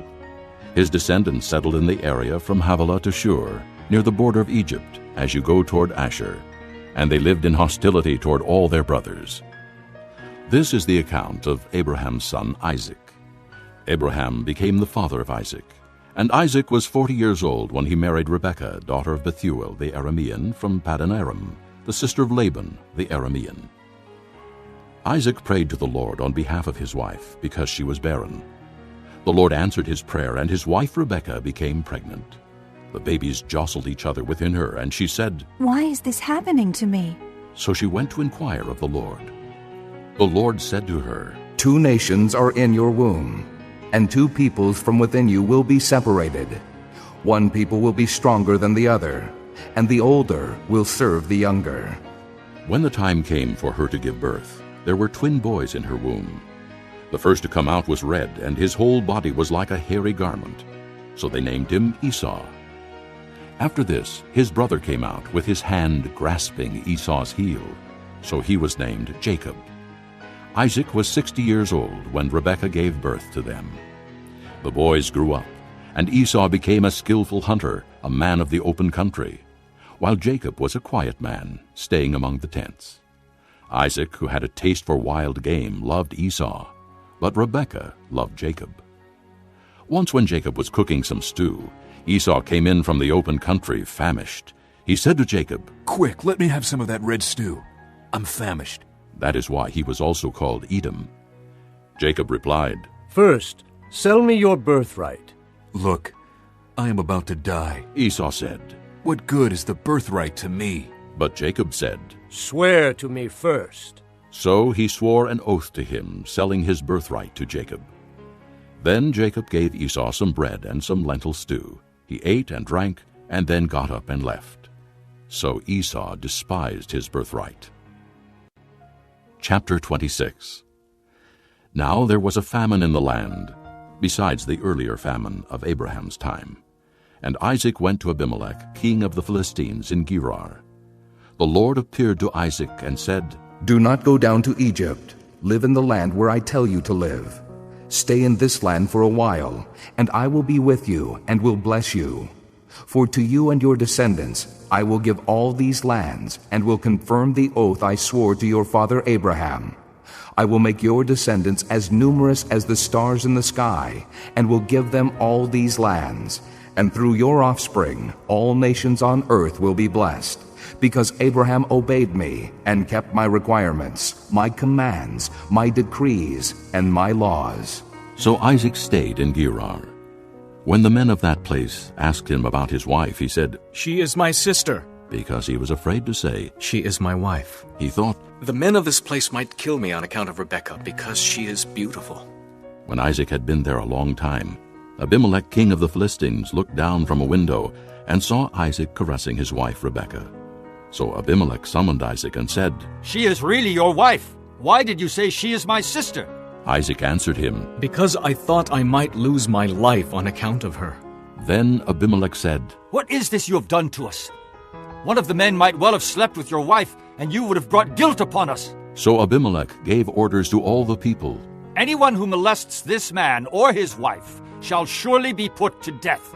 Isaac planted crops in that land, and the same year reaped 100-fold, because the Lord blessed him. The man became rich, and his wealth continued to grow until he became very wealthy. He had so many flocks and herds and servants that the Philistines envied him. So all the wells that his father's servants had dug in the time of his father Abraham, the Philistines stopped up, filling them with earth. Then Abimelech said to Isaac, "Move away from us! You have become too powerful for us." So Isaac moved away from there and encamped in the valley of Gerar and settled there. Isaac reopened the wells that had been dug in the time of his father Abraham, which the Philistines had stopped up after Abraham died, and he gave them the same names his father had given them. Isaac's servants dug in the valley and discovered a well of fresh water there. But the herdsmen of Gerar quarreled with Isaac's herdsmen and said, "The water is ours." So he named the well Esek, because they disputed with him. Then they dug another well, but they quarreled over that one also. So he named it Sitnah. He moved on from there and dug another well, and no one quarreled over it. He named it Rehoboth, saying, "Now the Lord has given us room, and we will flourish in the land." From there he went up to Beersheba. That night the Lord appeared to him and said, "I am the God of your father Abraham. Do not be afraid, for I am with you. I will bless you and will increase the number of your descendants for the sake of my servant Abraham." Isaac built an altar there and called on the name of the Lord. There he pitched his tent, and there his servants dug a well. Meanwhile, Abimelech had come to him from Gerar with Ahuzzath, his personal adviser, and Phicol, the commander of his forces. Isaac asked them, "Why have you come to me, since you were hostile to me and sent me away?" They answered, "We saw clearly that the Lord was with you. So we said, there ought to be a sworn agreement between us and you. Let us make a treaty with you that you will do us no harm, just as we did not molest you, but always treated you well and sent you away in peace. And now you are blessed by the Lord." Isaac then made a feast for them, and they ate and drank. Early the next morning the men swore an oath to each other. Then Isaac sent them on their way, and they left him in peace. That day Isaac's servants came and told him about the well they had dug. They said, "We've found water." He called it Shibah, and to this day the name of the town has been Beersheba. When Esau was 40 years old, he married Judith, daughter of Beeri the Hittite, and also Basemath, daughter of Elon the Hittite. They were a source of grief to Isaac and Rebekah. Chapter 27. When Isaac was old and his eyes were so weak that he could no longer see, he called for Esau his older son and said to him, "My son." "Here I am," he answered. Isaac said, "I am now an old man and don't know the day of my death. Now then, get your weapons, your quiver and bow, and go out to the open country to hunt some wild game for me. Prepare me the kind of tasty food I like and bring it to me to eat, so that I may give you my blessing before I die." Now Rebekah was listening as Isaac spoke to his son Esau.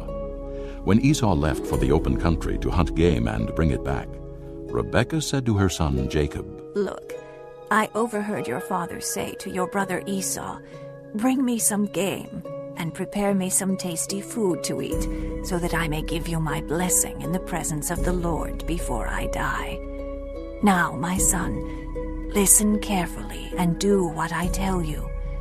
Go out to the flock and bring me 2 choice young goats, so I can prepare some tasty food for your father, just the way he likes it. Then take it to your father to eat, so that he may give you his blessing before he dies."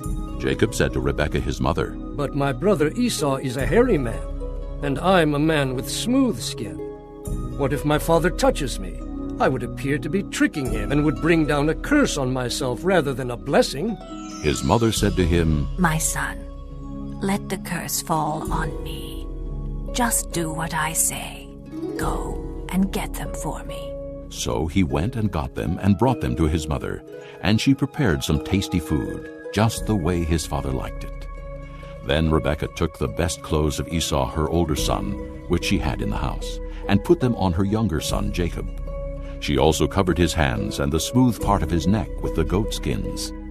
Then she handed to her son Jacob the tasty food and the bread she had made. He went to his father and said, "My father." "Yes, my son," he answered. "Who is it?" Jacob said to his father, "I am Esau, your firstborn. I have done as you told me.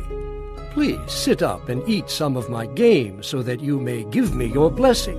Isaac asked his son, "How did you find it so quickly, my son?" "The Lord your God gave me success," he replied. Then Isaac said to Jacob, "Come near so I can touch you, my son, to know whether you really are my son Esau or not." Jacob went close to his father Isaac, who touched him and said, "The voice is the voice of Jacob, but the hands are the hands of Esau." He did not recognize him, for his hands were hairy like those of his brother Esau. So he blessed him. "Are you really my son, Esau?" he asked. "I am," he replied. Then he said, "My son, bring me some of your game to eat, so that I may give you my blessing." Jacob brought it to him, and he ate. And he brought some wine, and he drank. Then his father Isaac said to him, "Come here, my son, and kiss me." So he went to him and kissed him. When Isaac caught the smell of his clothes, he blessed him and said, "Ah, the smell of my son is like the smell of a field that the Lord has blessed. May God give you of heaven's dew and of earth's richness an abundance of grain and new wine. May nations serve you and peoples bow down to you. Be Lord over your brothers, and may the sons of your mother bow down to you. May those who curse you be cursed, and those who bless you be blessed." After Isaac finished blessing him, and Jacob had scarcely left his father's presence, his brother Esau came in from hunting. He too prepared some tasty food and brought it to his father. Then he said to him, "My father, sit up and eat some of my game, so that you may give me your blessing." His father Isaac asked him, "Who are you?" "I am your son," he answered, "your firstborn, Esau." Isaac trembled violently and said, "Who was it, then, that hunted game and brought it to me? I ate it just before you came, and I blessed him, and indeed he will be blessed." When Esau heard his father's words, he burst out with a loud and bitter cry and said to his father, "Bless me! Me too, my father!" But he said, Your brother came deceitfully and took your blessing. Esau said, Isn't he rightly named Jacob? He has deceived me these 2 times. He took my birthright, and now he's taken my blessing. Then he asked, Haven't you reserved any blessing for me? Isaac answered Esau, I have made him lord over you, and have made all his relatives his servants. And I have sustained him with grain and new wine. So what can I possibly do for you, my son? Esau said to his father, Do you have only one blessing, my father? Bless me too, my father. Then Esau wept aloud. His father Isaac answered him, Your dwelling will be away from the earth's richness, away from the dew of heaven above. You will live by the sword, and you will serve your brother. But when you grow restless, you will throw his yoke from off your neck. Esau held a grudge against Jacob because of the blessing his father had given him. He said to himself, The days of mourning for my father are near. Then I will kill my brother Jacob. When Rebekah was told what her older son Esau had said, she sent for her younger son Jacob and said to him, Your brother Esau is consoling himself with the thought of killing you. Now then, my son, do what I say. Flee at once to my brother Laban in Haran. Stay with him for a while until your brother's fury subsides. When your brother is no longer angry with you and forgets what you did to him, I'll send word for you to come back from there. Why should I lose both of you in one day? Then Rebekah said to Isaac, I'm disgusted with living because of these Hittite women. If Jacob takes a wife from among the women of this land, from Hittite women like these, my life will not be worth living.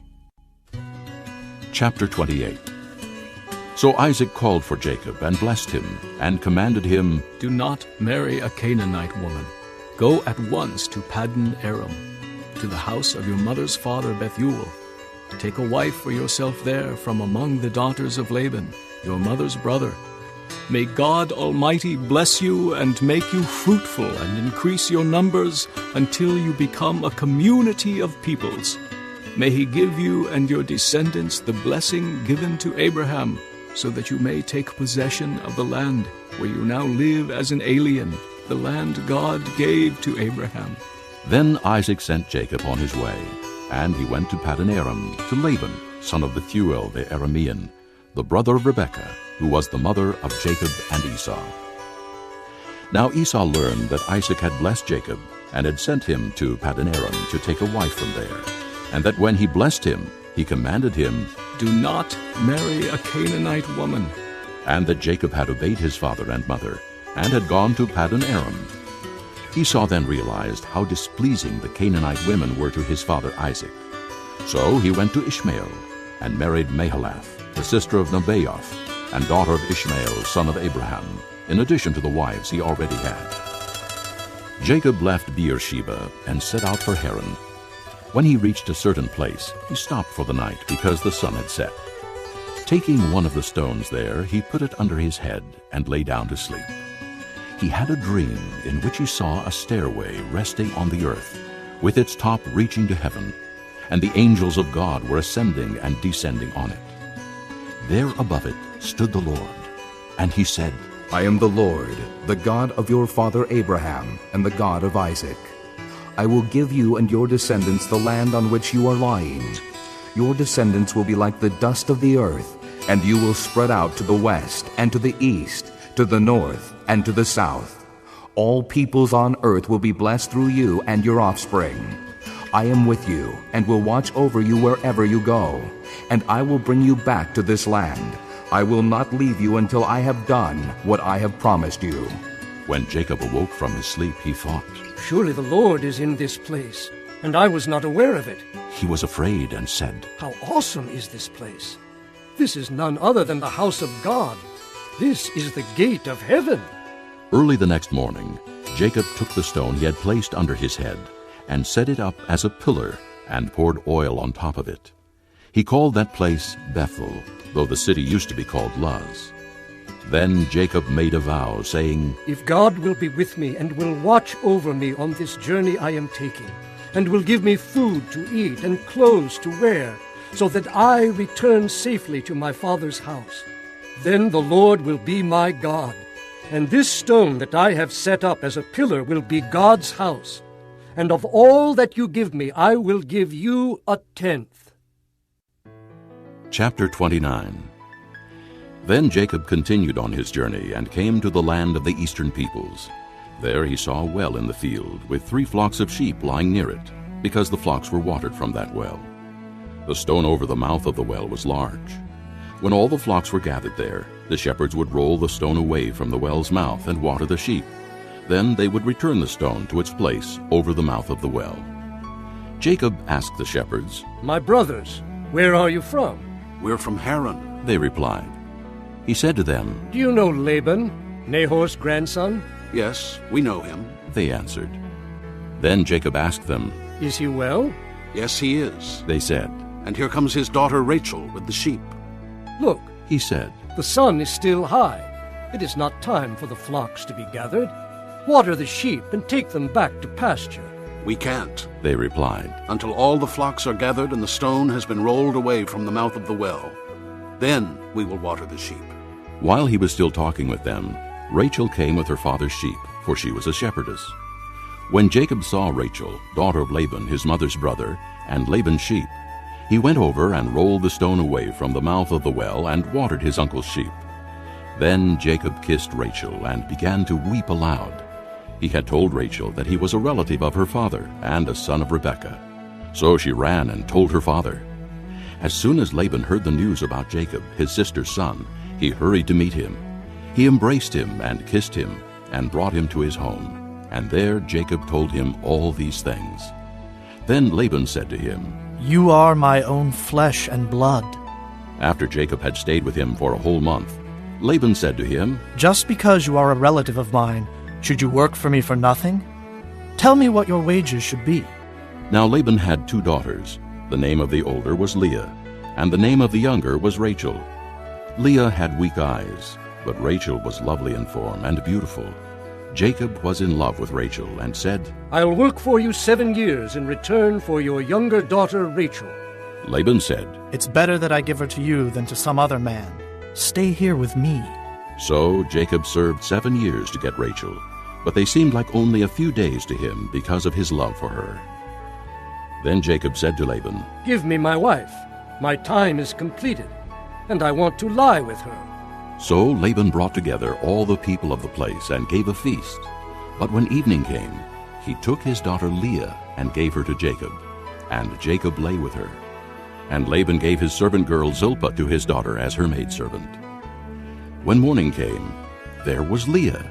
So Jacob said to Laban, "What is this you have done to me?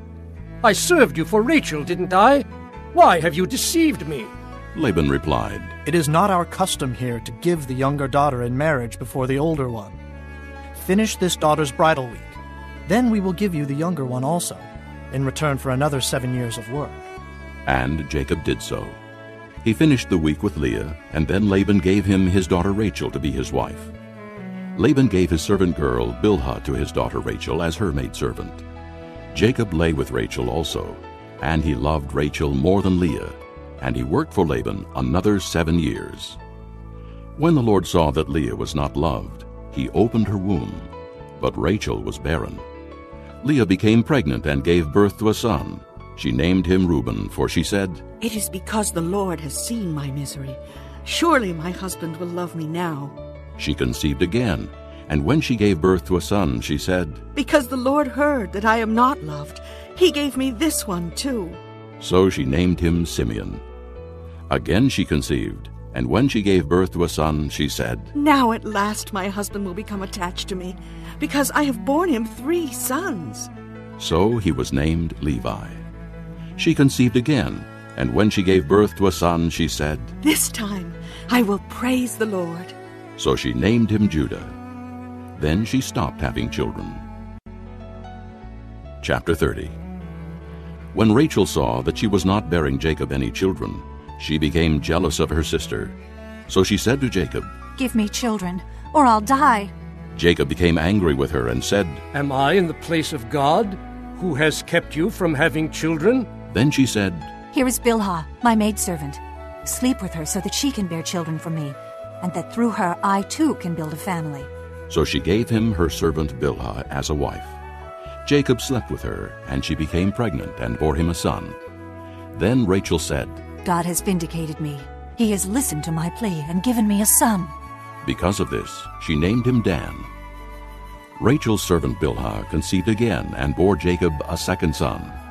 Then Rachel said, "I have had a great struggle with my sister, and I have won." So she named him Naphtali. When Leah saw that she had stopped having children, she took her maidservant Zilpah and gave her to Jacob as a wife. Leah's servant Zilpah bore Jacob a son. Then Leah said, "What good fortune!" So she named him Gad. Leah's servant Zilpah bore Jacob a second son. Then Leah said, "How happy I am! The women will call me happy." So she named him Asher. During wheat harvest, Reuben went out into the fields and found some mandrake plants, which he brought to his mother Leah. Rachel said to Leah, "Please give me some of your son's mandrakes." But she said to her, "Wasn't it enough you took away my husband? Will you take my son's mandrakes too?" "Very well," Rachel said. "He can sleep with you tonight in return for your son's mandrakes."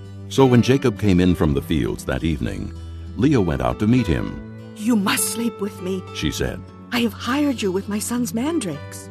So he slept with her that night.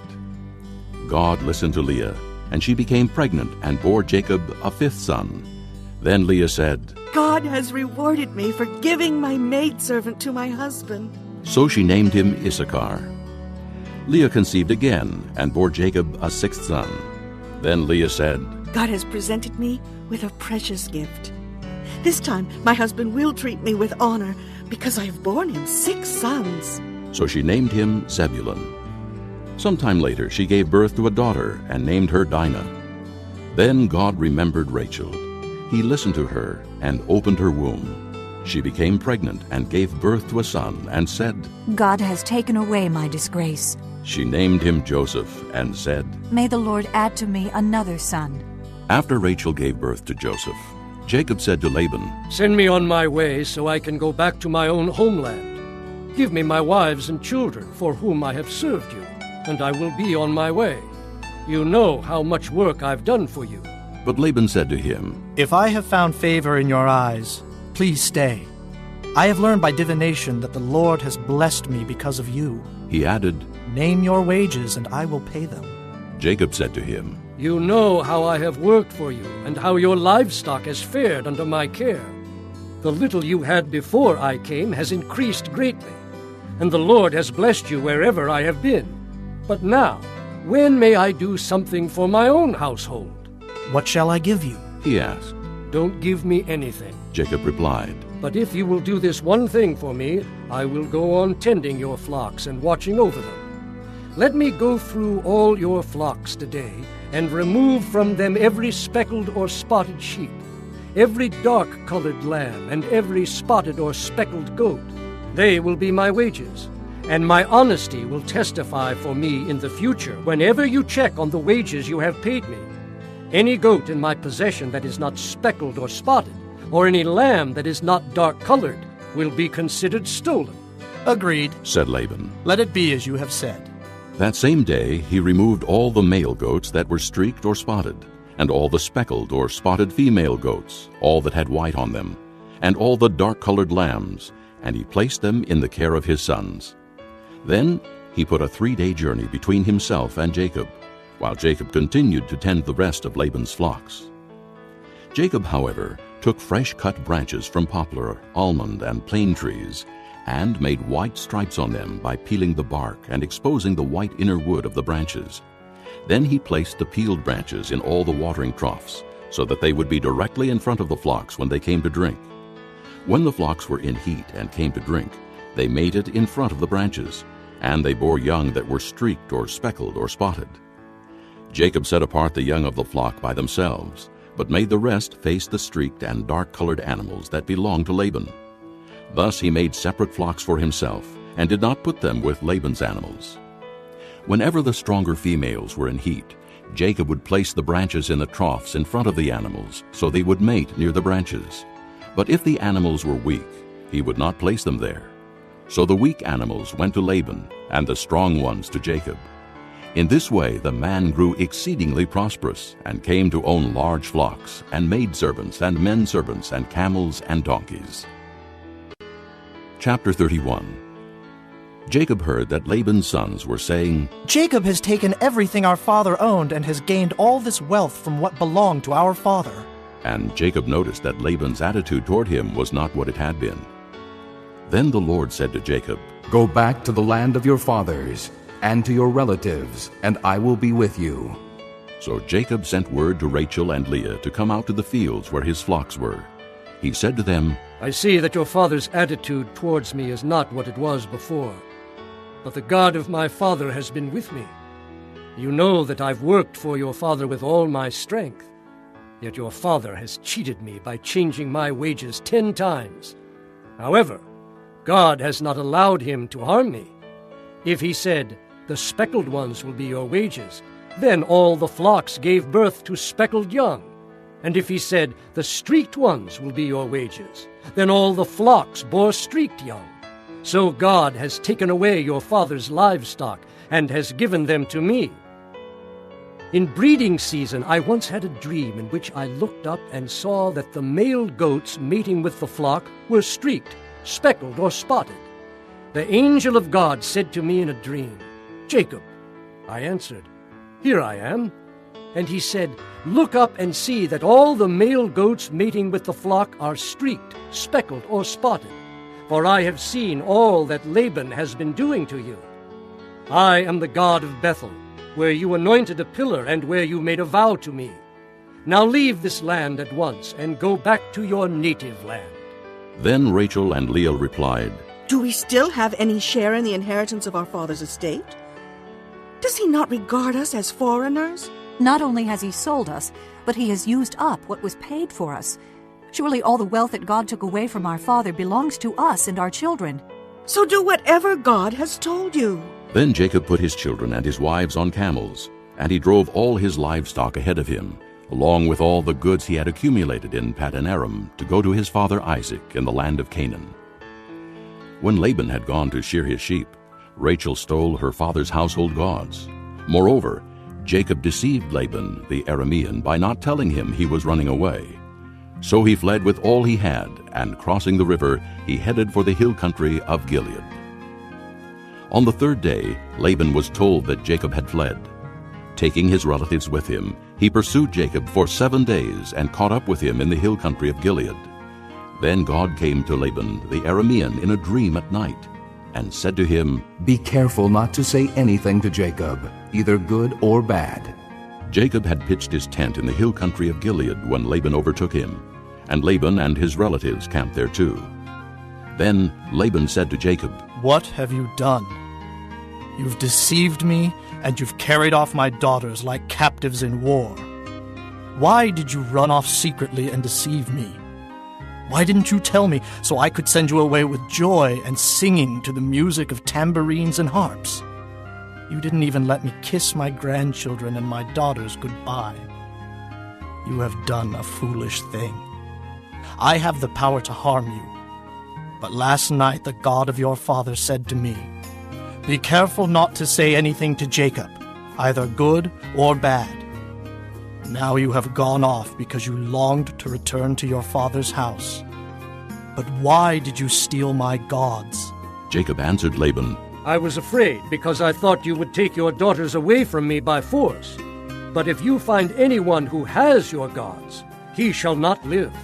In the presence of our relatives, see for yourself whether there is anything of yours here with me, and if so, take it." Now Jacob did not know that Rachel had stolen the gods.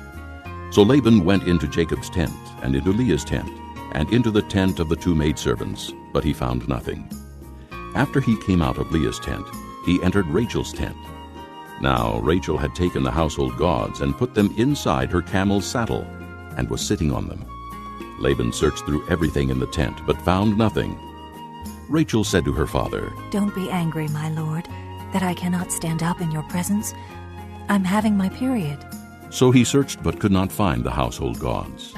Jacob was angry and took Laban to task. "What is my crime?" he asked Laban. "What sin have I committed that you hunt me down?" Now that you have searched through all my goods, what have you found that belongs to your household? Put it here in front of your relatives and mine, and let them judge between the two of us. I have been with you for 20 years now. Your sheep and goats have not miscarried, nor have I eaten rams from your flocks. I did not bring you animals torn by wild beasts. I bore the loss myself. And you demanded payment from me for whatever was stolen by day or night.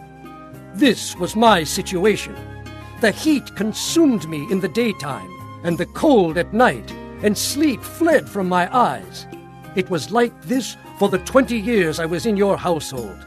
I worked for you 14 years for your 2 daughters and 6 years for your flocks, and you changed my wages 10 times. If the God of my father, the God of Abraham, and the fear of Isaac had not been with me, you would surely have sent me away empty-handed. But God has seen my hardship and the toil of my hands, and last night he rebuked you. Laban answered Jacob, The women are my daughters, the children are my children, and the flocks are my flocks. All you see is mine. Yet what can I do today about these daughters of mine, or about the children they have borne? Come now, let's make a covenant, you and I, and let it serve as a witness between us. So Jacob took a stone and set it up as a pillar. He said to his relatives, Gather some stones. So they took stones and piled them in a heap, and they ate there by the heap. Laban called it Jegar-sahadutha, and Jacob called it Gilead. Laban said, This heap is a witness between you and me today. That is why it was called Gilead.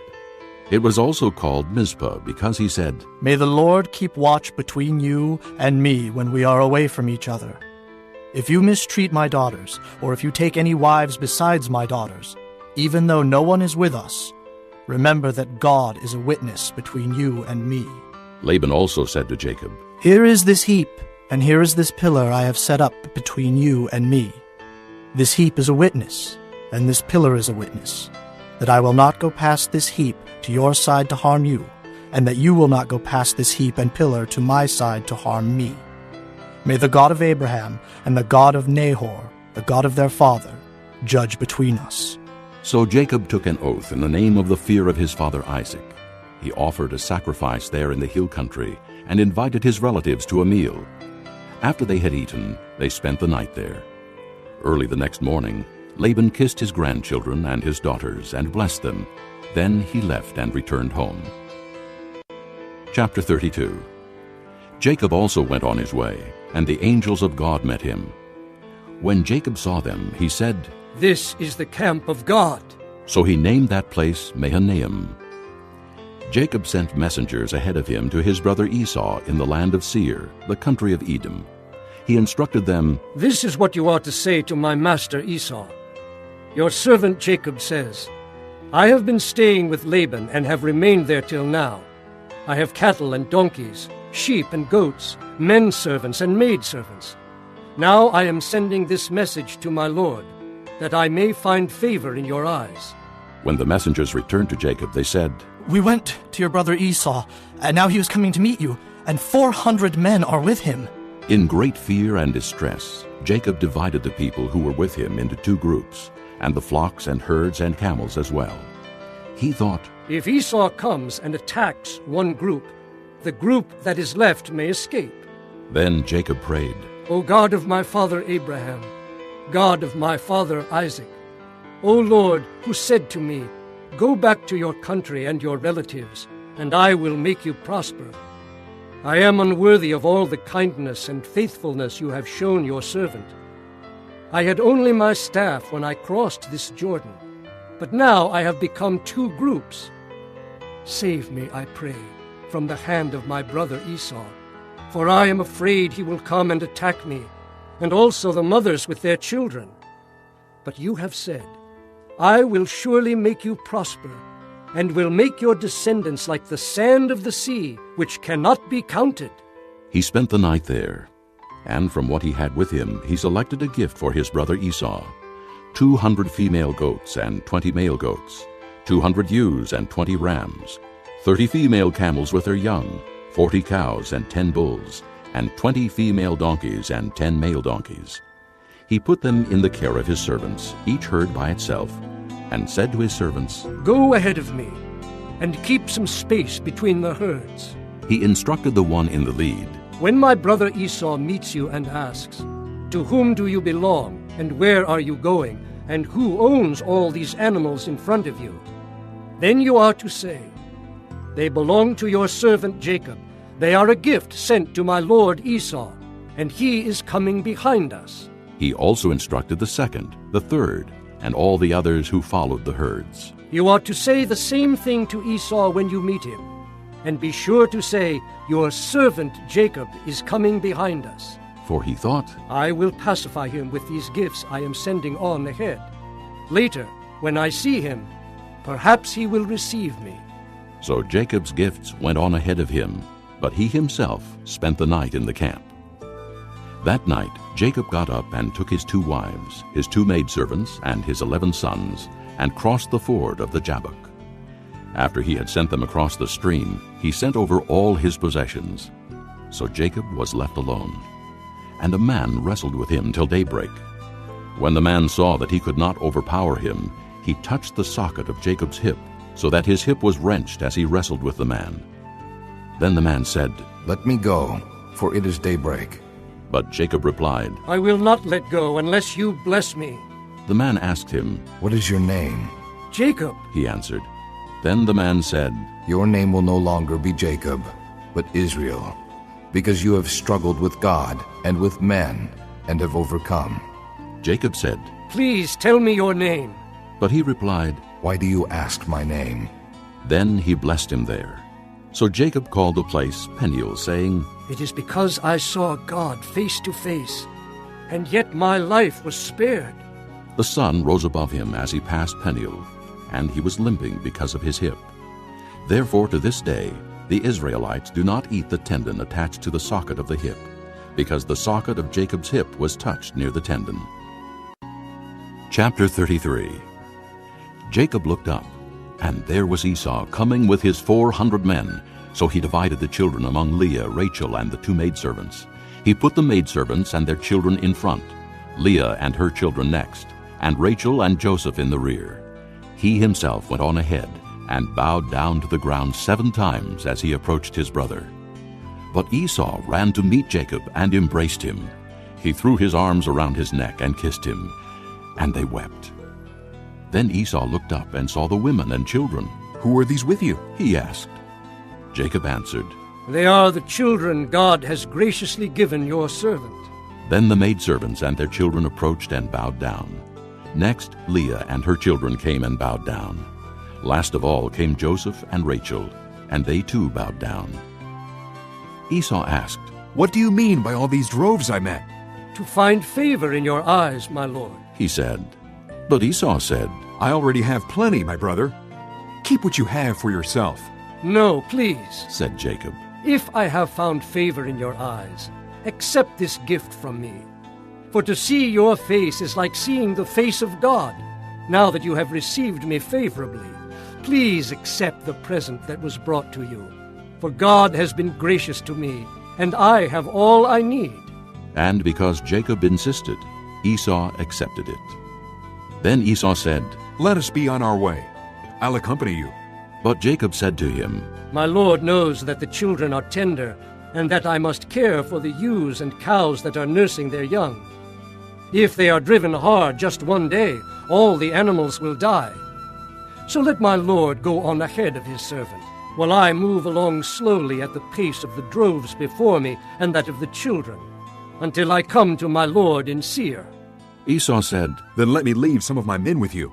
"But why do that?" Jacob asked. "Just let me find favor in the eyes of my lord." So that day Esau started on his way back to Seir. Jacob, however, went to Succoth, where he built a place for himself and made shelters for his livestock. That is why the place is called Succoth. After Jacob came from Paddan Aram, he arrived safely at the city of Shechem in Canaan, and camped within sight of the city. For 100 pieces of silver he bought from the sons of Hamor, the father of Shechem, the plot of ground where he pitched his tent. There he set up an altar and called it El Elohe Israel. Chapter 34. Now Dinah, the daughter Leah had borne to Jacob, went out to visit the women of the land. When Shechem, son of Hamor the Hivite, the ruler of that area, saw her, he took her and violated her. His heart was drawn to Dinah, daughter of Jacob, and he loved the girl, and spoke tenderly to her. And Shechem said to his father Hamor, "Get me this girl as my wife." When Jacob heard that his daughter Dinah had been defiled, his sons were in the fields with his livestock, so he kept quiet about it until they came home. Then Shechem's father Hamor went out to talk with Jacob. Now Jacob's sons had come in from the fields as soon as they heard what had happened. They were filled with grief and fury, because Shechem had done a disgraceful thing in Israel by lying with Jacob's daughter, a thing that should not be done. But Hamor said to them, "My son Shechem has his heart set on your daughter. Please give her to him as his wife. Intermarry with us. Give us your daughters and take our daughters for yourselves. You can settle among us. The land is open to you. Live in it, trade in it, and acquire property in it." Then Shechem said to Dinah's father and brothers, "Let me find favor in your eyes, and I will give you whatever you ask. Make the price for the bride and the gift I am to bring as great as you like, and I'll pay whatever you ask me. Only give me the girl as my wife." Because their sister Dinah had been defiled, Jacob's sons replied deceitfully as they spoke to Shechem and his father Hamor. They said to them, "We can't do such a thing. We can't give our sister to a man who is not circumcised. That would be a disgrace to us. We will give our consent to you on one condition only, that you become like us by circumcising all your males. Then we will give you our daughters and take your daughters for ourselves. We'll settle among you and become one people with you. But if you will not agree to be circumcised, we'll take our sister and go." Their proposal seemed good to Hamor and his son Shechem. The young man, who was the most honored of all his father's household, lost no time in doing what they said, because he was delighted with Jacob's daughter. So Hamor and his son Shechem went to the gate of their city to speak to their fellow townsmen. "These men are friendly toward us," they said. "Let them live in our land and trade in it. The land has plenty of room for them. We can marry their daughters and they can marry ours. But the men will consent to live with us as one people only on the condition that our males be circumcised, as they themselves are. Won't their livestock, their property, and all their other animals become ours? So let us give our consent to them, and they will settle among us." All the men who went out of the city gate agreed with Hamor and his son Shechem, and every male in the city was circumcised. 3 days later, while all of them were still in pain, 2 of Jacob's sons, Simeon and Levi, Dinah's brothers, took their swords and attacked the unsuspecting city, killing every male. They put Hamor and his son Shechem to the sword, and took Dinah from Shechem's house and left. The sons of Jacob came upon the dead bodies and looted the city where their sister had been defiled. They seized their flocks and herds and donkeys and everything else of theirs in the city and out in the fields. They carried off all their wealth and all their women and children, taking as plunder everything in the houses. Then Jacob said to Simeon and Levi, "You have brought trouble on me by making me a stench to the Canaanites and the Perizzites, the people living in this land. We are few in number, and if they join forces against me and attack me, I and my household will be destroyed." But they replied, "Should he have treated our sister like a prostitute?" This concludes Disc 2.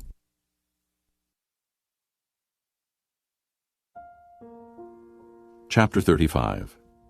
Then God said to Jacob, "Go up to Bethel and settle there, and build an altar there to God, who appeared to you when you were fleeing from your brother Esau." So Jacob said to his household and to all who were with him, "Get rid of the foreign gods you have with you, and purify yourselves and change your clothes. Then come, let us go up to Bethel, where I will build an altar to God, who answered me in the day of my distress, and who has been with me wherever I have gone." So they gave Jacob all the foreign gods they had and the rings in their ears, and Jacob buried them under the oak at Shechem. Then they set out, and the terror of God fell upon the towns all around them, so that no one pursued them. Jacob and all the people with him came to Luz, that is Bethel, in the land of Canaan. There he built an altar, and he called the place El Bethel, because it was there that God revealed himself to him when he was fleeing from his brother. Now Deborah, Rebekah's nurse, died, and was buried under the oak below Bethel. So it was named Allon-Bacuth. After Jacob returned from Paddan Aram, God appeared to him again and blessed him. God said to him, "Your name is Jacob, but you will no longer be called Jacob. Your name will be Israel." So he named him Israel. And God said to him, "I am God Almighty. Be fruitful and increase in number. A nation and a community of nations will come from you, and kings will come from your body. The land I gave to Abraham and Isaac I also give to you, and I will give this land to your descendants after you." Then God went up from him at the place where he had talked with him. Jacob set up a stone pillar at the place where God had talked with him, and he poured out a drink offering on it. He also poured oil on it. Jacob called the place where God had talked with him Bethel. Then they moved on from Bethel. While they were still some distance from Ephrath, Rachel began to give birth and had great difficulty. And as she was having great difficulty in childbirth, the midwife said to her, "Don't be afraid, for you have another son." As she breathed her last, for she was dying, she named her son Benoni, but his father named him Benjamin. So Rachel died and was buried on the way to Ephrath, that is Bethlehem. Over her tomb Jacob set up a pillar, and to this day that pillar marks Rachel's tomb. Israel moved on again and pitched his tent beyond Migdal-eder. While Israel was living in that region, Reuben went in and slept with his father's concubine Bilhah, and Israel heard of it. Jacob had 12 sons, the sons of Leah, Reuben, the firstborn of Jacob, Simeon, Levi, Judah, Issachar, and Zebulun. The sons of Rachel, Joseph and Benjamin. The sons of Rachel's maidservant Bilhah, Dan, and Naphtali. The sons of Leah's maidservant Zilpah, Gad, and Asher. These were the sons of Jacob, who were born to him in Paddan Aram. Jacob came home to his father Isaac in Mamre, near Kiriath-arba, that is Hebron, where Abraham and Isaac had stayed. Isaac lived 180 years.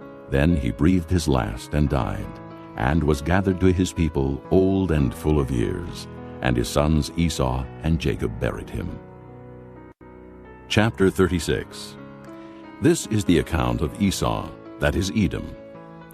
Esau took his wives from the women of Canaan, Adah, daughter of Elon the Hittite, and Oholibamah, daughter of Anah, and granddaughter of Zibeon the Hivite. Also Basemath, daughter of Ishmael, and sister of Nebaioth. Adah bore Eliphaz to Esau. Basemath bore Reuel. And Oholibamah bore Jeush, Jalem, and Korah. These were the sons of Esau, who were born to him in Canaan. Esau took his wives and sons and daughters, and all the members of his household, as well as his livestock, and all his other animals, and all the goods he had acquired in Canaan, and moved to a land some distance from his brother Jacob. Their possessions were too great for them to remain together. The land where they were staying could not support them both because of their livestock. So Esau, that is Edom, settled in the hill country of Seir. This is the account of Esau, the father of the Edomites in the hill country of Seir. These are the names of Esau's sons: Eliphaz, the son of Esau's wife Adah, and Reuel, the son of Esau's wife Basemath. The sons of Eliphaz: Teman, Omar, Zepho, Gatam, and Kenaz. Esau's son Eliphaz also had a concubine named Timnah, who bore him Amalek. These were grandsons of Esau's wife Adah. The sons of Reuel: Nahath, Zerah, Shammah, and Mizah. These were grandsons of Esau's wife Basemath. The sons of Esau's wife Oholibamah, daughter of Anah and granddaughter of Zibeon, whom she bore to Esau: Jeush, Jalem, and Korah. These were the chiefs among Esau's descendants, the sons of Eliphaz, the firstborn of Esau: chiefs Teman, Omar, Zepho, Kenaz, Korah, Gatam, and Amalek. These were the chiefs descended from Eliphaz in Edom. They were grandsons of Adah. The sons of Esau's son Reuel: chiefs Nahath, Zerah, Shammah, and Mizah. These were the chiefs descended from Reuel in Edom. They were grandsons of Esau's wife Basemath. The sons of Esau's wife Oholibamah: chiefs Jeush, Jalem, and Korah. These were the chiefs descended from Esau's wife, Oholibamah, daughter of Anah. These were the sons of Esau, that is Edom, and these were their chiefs. These were the sons of Seir the Horite, who were living in the region: Lotan, Shobal, Zibeon, Anah, Dishon, Ezer, and Dishan. These sons of Seir in Edom were Horite chiefs. The sons of Lotan, Hori and Homam. Timnah was Lotan's sister. The sons of Shobal, Alvan, Manahath, Ebal, Shepho, and Onam. The sons of Zibeon, Aya and Anah. This is the Anah who discovered the hot springs in the desert while he was grazing the donkeys of his father Zibeon. The children of Anah, Dishon and Oholibamah, daughter of Anah. The sons of Dishon, Hemdan, Eshban, Ithran, and Kiran. The sons of Ezer, Bilhan, Zeavan, and Achan. The sons of Dishan, Uz, and Aran. These were the Horite chiefs: Lotan, Shobal, Zibeon, Anah, Dishon, Ezer, and Dishan. These were the Horite chiefs, according to their divisions in the land of Seir. These were the kings who reigned in Edom before any Israelite king reigned. Bela, son of Beor, became king of Edom. His city was named Dinhabah. When Bela died, Jobab, son of Zerah from Bozrah, succeeded him as king. When Jobab died, Husham from the land of the Temanites succeeded him as king. When Husham died, Hadad, son of Bedad, who defeated Midian in the country of Moab, succeeded him as king. His city was named Avith. When Hadad died, Samlah from Masrekah succeeded him as king. When Samlah died, Shaul from Rehoboth on the river succeeded him as king. When Shaul died, Baal-Hanan, son of Akbor, succeeded him as king. When Baal-Hanan, son of Akbor, died, Hadad succeeded him as king. His city was named Pau, and his wife's name was Mehetabel, daughter of Matred, the daughter of Mezahab. These were the chiefs descended from Esau by name, according to their clans and regions: Timnah, Alva, Jetheth, Oholibamah, Elah, Pinan, Kenaz, Teman, Mibzar, Magdiel, and Iram. These were the chiefs of Edom, according to their settlements in the land they occupied. This was Esau, the father of the Edomites. Chapter 37. Jacob lived in the land where his father had stayed, the land of Canaan. This is the account of Jacob. Joseph, a young man of 17, was tending the flocks with his brothers, the sons of Bilhah and the sons of Zilpah, his father's wives, and he brought their father a bad report about them. Now Israel loved Joseph more than any of his other sons, because he had been born to him in his old age, and he made a richly ornamented robe for him. When his brothers saw that their father loved him more than any of them, they hated him and could not speak a kind word to him. Joseph had a dream, and when he told it to his brothers, they hated him all the more. He said to them, "Listen to this dream I had.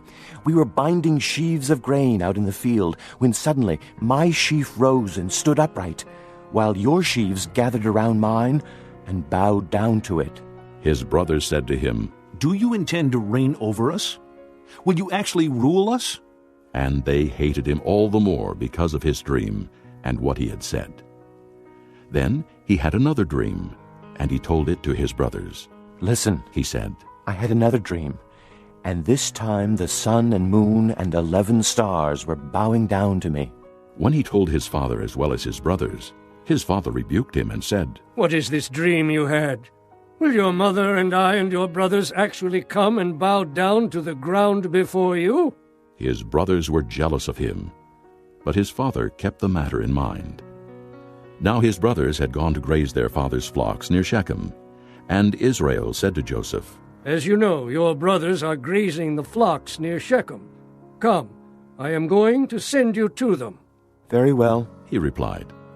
So he said to him, "Go and see if all is well with your brothers and with the flocks, and bring word back to me." Then he sent him off from the valley of Hebron. When Joseph arrived at Shechem, a man found him wandering around in the fields and asked him, What are you looking for? He replied, I'm looking for my brothers. Can you tell me where they are grazing their flocks? They have moved on from here. The man answered, I heard them say, let's go to Dothan. So Joseph went after his brothers and found them near Dothan. But they saw him in the distance, and before he reached them, they plotted to kill him. Here comes that dreamer, they said to each other. Come now, let's kill him and throw him into one of these cisterns and say that a ferocious animal devoured him. Then we'll see what comes of his dreams. When Reuben heard this, he tried to rescue him from their hands. Let's not take his life, he said. Don't shed any blood. Throw him into this cistern here in the desert, but don't lay a hand on him. Reuben said this to rescue him from them and take him back to his father. So when Joseph came to his brothers, they stripped him of his robe, the richly ornamented robe he was wearing, and they took him and threw him into the cistern. Now the cistern was empty, there was no water in it. As they sat down to eat their meal, they looked up and saw a caravan of Ishmaelites coming from Gilead. Their camels were loaded with spices, balm, and myrrh, and they were on their way to take them down to Egypt. Judah said to his brothers, What will we gain if we kill our brother and cover up his blood? Come, let us sell him to the Ishmaelites and not lay our hands on him. After all, he is our brother, our own flesh and blood. His brothers agreed. So when the Midianite merchants came by, his brothers pulled Joseph up out of the cistern and sold him for 20 shekels of silver to the Ishmaelites, who took him to Egypt. When Reuben returned to the cistern and saw that Joseph was not there, he tore his clothes. He went back to his brothers and said, The boy isn't there. Where can I turn now? Then they got Joseph's robe, slaughtered a goat, and dipped the robe in the blood. They took the ornamented robe back to their father and said, We found this. Examine it to see whether it's your son's robe. He recognized it and said, It is my son's robe. Some ferocious animal has devoured him. Joseph has surely been torn to pieces. Then Jacob tore his clothes, put on sackcloth, and mourned for his son many days. All his sons and daughters came to comfort him, but he refused to be comforted. No, he said, in mourning will I go down to the grave to my son. So his father wept for him. Meanwhile, the Midianites sold Joseph in Egypt to Potiphar, one of Pharaoh's officials, the captain of the guard. Chapter 38. At that time Judah left his brothers and went down to stay with a man of Adullam named Hira. There Judah met the daughter of a Canaanite man named Shua. He married her and lay with her. She became pregnant and gave birth to a son, who was named She conceived again and gave birth to a son and named him Onan. She gave birth to still another son and named him Shelah. It was at Chezib that she gave birth to him. Judah got a wife for his firstborn, and her name was Tamar. But Judah's firstborn, was wicked in the Lord's sight, so the Lord put him to death. Then Judah said to Onan, Lie with your brother's wife and fulfill your duty to her as a brother-in-law, to produce offspring for your brother. But Onan knew that the offspring would not be his. So whenever he lay with his brother's wife, he spilled his semen on the ground to keep it from producing offspring for his brother. What he did was wicked in the Lord's sight, so he put him to death also. Judah then said to his daughter-in-law Tamar, Live as a widow in your father's house until my son Shelah grows up. For he thought, He may die too, just like his brothers. So Tamar went to live in her father's house. After a long time, Judah's wife, the daughter of Shua, died. When Judah had recovered from his grief, he went up to Timnah to the men who were shearing his sheep, and his friend Hira the Adullamite went with him. When Tamar was told, Your father-in-law is on his way to Timnah to shear his sheep, she took off her widow's clothes, covered herself with a veil to disguise herself, and then sat down at the entrance to Enaim, which is on the road to Timnah. For she saw that though Shelah had now grown up, she had not been given to him as his wife. When Judah saw her, he thought she was a prostitute, for she had covered her face. Not realizing that she was his daughter-in-law, he went over to her by the roadside and said, Come now, let me sleep with you. And what will you give me to sleep with you? She asked. I'll send you a young goat from my flock, he said. Will you give me something as a pledge until you send it? She asked. He said, What pledge should I give you? Your seal and its cord, and the staff in your hand. She answered. So he gave them to her, and slept with her. and she became pregnant by him. After she left, she took off her veil and put on her widow's clothes again. Meanwhile, Judah sent the young goat by his friend the Adullamite in order to get his pledge back from the woman, but he did not find her. He asked the men who lived there, "Where is the shrine prostitute who was beside the road at Enaim?" "There hasn't been any shrine prostitute here," they said. So he went back to Judah and said, "I didn't find her. Besides, the men who live there said, 'There hasn't been any shrine prostitute here.'" Then Judah said, "Let her keep what she has, or we will become a laughingstock. After all, I did send her this young goat, but you didn't find her." About 3 months later, Judah was told, "Your daughter-in-law Tamar is guilty of prostitution, and as a result, she is now pregnant." Judah said, "Bring her out and have her burned to death." As she was being brought out, she sent a message to her father-in-law. "I am pregnant by the man who owns these," she said. And she added, "See if you recognize whose seal and cord and staff these are." Judah recognized them and said, "She is more righteous than I, since I wouldn't give her to my son Shelah." And he did not sleep with her again.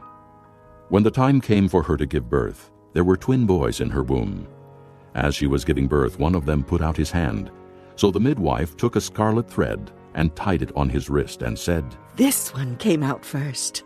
But when he drew back his hand, his brother came out, and she said, "So, this is how you have broken out." And he was named Perez. Then his brother, who had the scarlet thread on his wrist, came out, and he was given the name Zerah. Chapter 39. Now Joseph had been taken down to Egypt. Potiphar, an Egyptian who was one of Pharaoh's officials, the captain of the guard, bought him from the Ishmaelites who had taken him there. The Lord was with Joseph, and he prospered, and he lived in the house of his Egyptian master. When his master saw that the Lord was with him, and that the Lord gave him success in everything he did, Joseph found favor in his eyes, and became his attendant. Potiphar put him in charge of his household, and he entrusted to his care everything he owned. From the time he put him in charge of his household and of all that he owned, the Lord blessed the household of the Egyptian because of Joseph. The blessing of the Lord was on everything Potiphar had, both in the house and in the field. So he left in Joseph's care everything he had. With Joseph in charge, he did not concern himself with anything except the food he ate. Now Joseph was well built and handsome, and after a while his master's wife took notice of Joseph and said, "Come to bed with me." But he refused. "With me in charge," he told her, "my master does not concern himself with anything in the house. Everything he owns he has entrusted to my care. No one is greater in this house than I am. My master has withheld nothing from me except you, because you are his wife. How then could I do such a wicked thing and sin against God?" And though she spoke to Joseph day after day, he refused to go to bed with her or even be with her. One day he went into the house to attend to his duties, and none of the household servants was inside. She caught him by his cloak and said, "Come to bed with me." But he left his cloak in her hand and ran out of the house. When she saw that he had left his cloak in her hand and had run out of the house, she called her household servants. "Look," she said to them, "this Hebrew has been brought to us to make sport of us. He came in here to sleep with me, but I screamed. When he heard me scream for help, he left his cloak beside me and ran out of the house." She kept his cloak beside her until his master came home. Then she told him this story.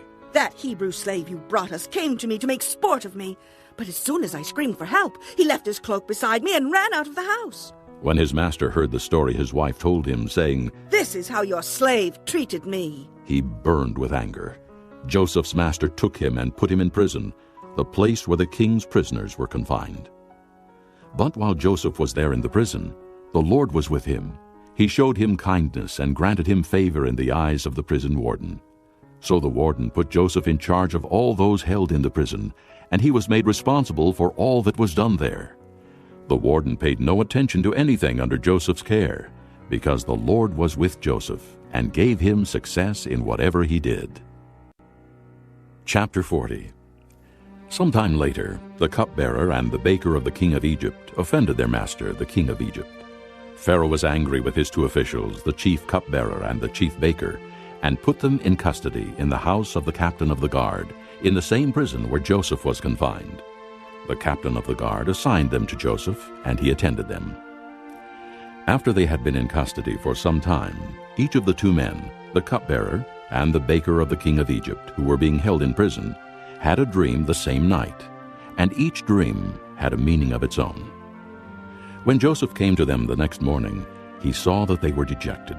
So he asked Pharaoh's officials who were in custody with him in his master's house, "Why are your faces so sad today?" "We both had dreams," they answered, "but there is no one to interpret them." Then Joseph said to them, "Do not interpretations belong to God? Tell me your dreams." So the chief cupbearer told Joseph his dream. He said to him, "In my dream I saw a vine in front of me, and on the vine were 3 branches. As soon as it budded, it blossomed, and its clusters ripened into grapes. Pharaoh's cup was in my hand, and I took the grapes, squeezed them into Pharaoh's cup, and put the cup in his hand." "This is what it means," Joseph said to him. "The 3 branches are 3 days.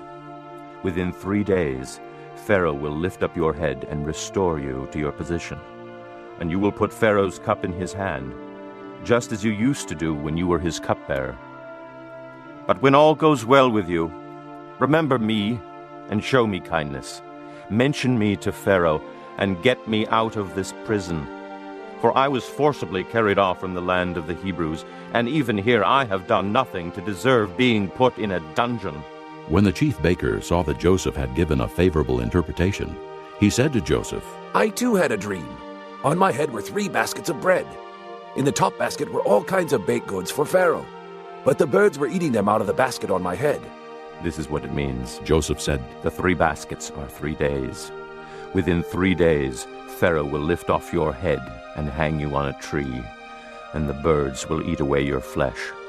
Now the 3rd day was Pharaoh's birthday, and he gave a feast for all his officials. He lifted up the heads of the chief cupbearer and the chief baker in the presence of his officials. He restored the chief cupbearer to his position, so that he once again put the cup into Pharaoh's hand. But he hanged the chief baker, just as Joseph had said to them in his interpretation. The chief cupbearer, however, did not remember Joseph. He forgot him. Chapter 41. When 2 full years had passed, Pharaoh had a dream. He was standing by the Nile when out of the river there came up 7 cows, sleek and fat, and they grazed among the reeds. After them 7 other cows, ugly and gaunt, came up out of the Nile and stood beside those on the river bank. And the cows that were ugly and gaunt ate up the 7 sleek fat cows. Then Pharaoh woke up. He fell asleep again and had a second dream. 7 heads of grain, healthy and good, were growing on a single stalk. After them 7 other heads of grain sprouted, thin and scorched by the east wind. The thin heads of grain swallowed up the 7 healthy full heads. Then Pharaoh woke up. It had been a dream. In the morning his mind was troubled, so he sent for all the magicians and wise men of Egypt. Pharaoh told them his dreams, but no one could interpret them for him. Then the chief cupbearer said to Pharaoh, "Today I am reminded of my shortcomings. Pharaoh was once angry with his servants, and he imprisoned me and the chief baker in the house of the captain of the guard. Each of us had a dream the same night, and each dream had a meaning of its own. Now a young Hebrew was there with us, a servant of the captain of the guard. We told him our dreams, and he interpreted them for us, giving each man the interpretation of his dream. And things turned out exactly as he interpreted them to us.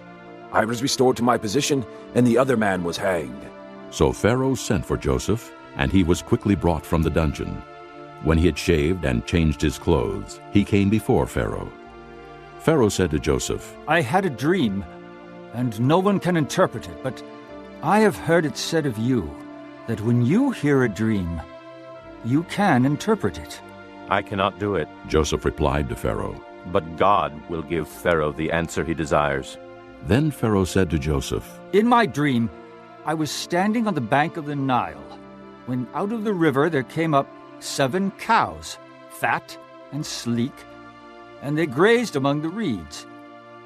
After them 7 other cows came up, scrawny and very ugly and lean.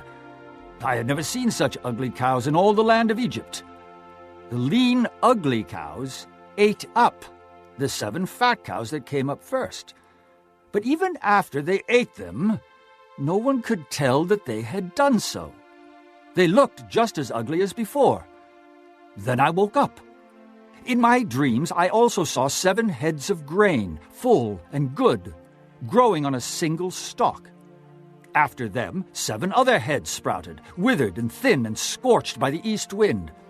The thin heads of grain swallowed up the 7 good heads. I told this to the magicians, but none could explain it to me. Then Joseph said to Pharaoh, The dreams of Pharaoh are one and the same. God has revealed to Pharaoh what he's about to do. The 7 good cows are 7 years, and the 7 good heads of grain are 7 years. It is one and the same dream. The 7 lean, ugly cows that came up afterward are 7 years, and so are the 7 worthless heads of grain scorched by the east wind. They are 7 years of famine. It is just as I said to Pharaoh. God has shown Pharaoh what he's about to do. 7 years of great abundance are coming throughout the land of Egypt, but 7 years of famine will follow them. Then all the abundance in Egypt will be forgotten, and the famine will ravage the land. The abundance in the land will not be remembered, because the famine that follows it will be so severe.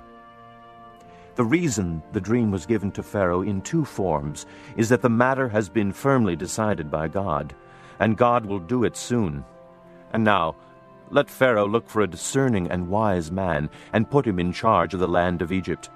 Let Pharaoh appoint commissioners over the land to take 1/5 of the harvest of Egypt during the 7 years of abundance. They should collect all the food of these good years that are coming, and store up the grain under the authority of Pharaoh, to be kept in the cities for food. This food should be held in reserve for the country, to be used during the 7 years of famine that will come upon Egypt, so that the country may not be ruined by the famine. The plan seemed good to Pharaoh and to all his officials. So Pharaoh asked them, Can we find anyone like this man, one in whom is the Spirit of God? Then Pharaoh said to Joseph, Since God has made all this known to you, there is no one so discerning and wise as you. You shall be in charge of my palace, and all my people are to submit to your orders. Only with respect to the throne will I be greater than you. So Pharaoh said to Joseph, I hereby put you in charge of the whole land of Egypt. Then Pharaoh took his signet ring from his finger and put it on Joseph's finger. He dressed him in robes of fine linen and put a gold chain around his neck. He had him ride in a chariot as his second in command, and men shouted before him, Make way! Thus he put him in charge of the whole land of Egypt. Then Pharaoh said to Joseph, I am Pharaoh, but without your word no one will lift hand or foot in all Egypt. Pharaoh gave Joseph the name Zaphanath-Paneah, and gave him Asenath, daughter of Potipherah, priest of On, to be his wife. And Joseph went throughout the land of Egypt. Joseph was 30 years old when he entered the service of Pharaoh, king of Egypt. And Joseph went out from Pharaoh's presence and traveled throughout Egypt. During the 7 years of abundance, the land produced plentifully. Joseph collected all the food produced in those 7 years of abundance in Egypt and stored it in the cities. In each city he put the food grown in the fields surrounding it. Joseph stored up huge quantities of grain, like the sand of the sea. It was so much that he stopped keeping records because it was beyond measure. Before the years of famine came, 2 sons were born to Joseph by Asenath, daughter of Potipherah, priest of On. Joseph named his firstborn Manasseh and said, It is because God has made me forget all my trouble and all my father's household. The second son he named Ephraim and said, It is because God has made me fruitful in the land of my suffering. The 7 years of abundance in Egypt came to an end, and the 7 years of famine began, just as Joseph had said. There was famine in all the other lands, but in the whole land of Egypt there was food. When all Egypt began to feel the famine, the people cried to Pharaoh for food. Then Pharaoh told all the Egyptians, Go to Joseph and do what he tells you. When the famine had spread over the whole country, Joseph opened the storehouses and sold grain to the Egyptians, for the famine was severe throughout Egypt. And all the countries came to Egypt to buy grain from Joseph, because the famine was severe in all the world. Chapter 42. When Jacob learned that there was grain in Egypt, he said to his sons, "Why do you just keep looking at each other?" He continued, "I have heard that there is grain in Egypt. Go down there and buy some for us, so that we may live and not die." Then 10 of Joseph's brothers went down to buy grain from Egypt. But Jacob did not send Benjamin, Joseph's brother, with the others, because he was afraid that harm might come to him. So Israel's sons were among those who went to buy grain, for the famine was in the land of Canaan also. Now Joseph was the governor of the land, the one who sold grain to all its people. So when Joseph's brothers arrived, they bowed down to him with their faces to the ground. As soon as Joseph saw his brothers, he recognized them, but he pretended to be a stranger and spoke harshly to them. "Where do you come from?" he asked. "From the land of Canaan," they replied, "to buy food." Although Joseph recognized his brothers, they did not recognize him. Then he remembered his dreams about them and said to them, "You are spies. You have come to see where our land is unprotected." "No, my lord," they answered. "Your servants have come to buy food. We are all the sons of one man. Your servants are honest men, not spies." "No," he said to them, "you have come to see where our land is unprotected." But they replied, "Your servants were 12 brothers, the sons of one man, who lives in the land of Canaan. The youngest is now with our father, and one is no more." Joseph said to them, "It is just as I told you. You are spies, and this is how you will be tested. As surely as Pharaoh lives, you will not leave this place unless your youngest brother comes here. Send one of your number to get your brother. The rest of you will be kept in prison, so that your words may be tested to see if you are telling the truth. If you are not, then as surely as Pharaoh lives, you are spies." And he put them all in custody for 3 days. On the 3rd day, Joseph said to them, "Do this, and you will live, for I fear God. If you are honest men, let one of your brothers stay here in prison, while the rest of you go and take grain back for your starving households. But you must bring your youngest brother to me, so that your words may be verified and that you may not die." This they proceeded to do. They said to one another, "Surely we are being punished because of our brother. We saw how distressed he was when he pleaded with us for his life, but we would not listen. That's why this distress has come upon us." Reuben replied, "Didn't I tell you not to sin against the boy? But you wouldn't listen. Now we must give an accounting for his blood." They did not realize that Joseph could understand them, since he was using an interpreter. He turned away from them and began to weep, but then turned back and spoke to them again. He had Simeon taken from them and bound before their eyes.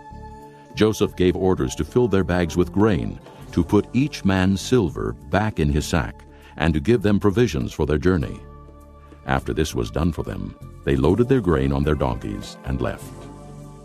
At the place where they stopped for the night, one of them opened his sack to get feed for his donkey, and he saw his silver in the mouth of his sack. "My silver has been returned," he said to his brothers. "Here it is in my sack." Their hearts sank, and they turned to each other trembling and said, "What is this that God has done to us?" When they came to their father Jacob in the land of Canaan, they told him all that had happened to them. They said, "The man who is lord over the land spoke harshly to us and treated us as though we were spying on the land. But we said to him, 'We are honest men. We are not spies. We were 12 brothers, sons of one father. One is no more, and the youngest is now with our father in Canaan.' Then the man who is lord over the land said to us, 'This is how I will know whether you are honest men. Leave one of your brothers here with me, and take food for your starving households and go. But bring your youngest brother to me, so I will know that you are not spies, but honest men. Then I will give your brother back to you, and you can trade in the land.'" As they were emptying their sacks, there in each man's sack was his pouch of silver. When they and their father saw the money pouches, they were frightened. Their father Jacob said to them, "You have deprived me of my children. Joseph is no more, and Simeon is no more, and now you want to take Benjamin. Everything is against me." Then Reuben said to his father, "You may put both of my sons to death if I do not bring him back to you. Entrust him to my care, and I will bring him back. But Jacob said, My son will not go down there with you. His brother is dead, and he is the only one left. If harm comes to him on the journey you are taking, you will bring my gray head down to the grave in sorrow. Chapter 43. Now the famine was still severe in the land. So when they had eaten all the grain they had brought from Egypt, their father said to them, Go back and buy us a little more food. But Judah said to him, The man warned us solemnly, You will not see my face again unless your brother is with you. If you will send our brother along with us, we will go down and buy food for you. But if you will not send him, we will not go down, because the man said to us, You will not see my face again unless your brother is with you. Israel asked, Why did you bring this trouble on me by telling the man you had another brother? They replied, The man questioned us closely about ourselves and our family. Is your father still living? He asked us. Do you have another brother? We simply answered his questions.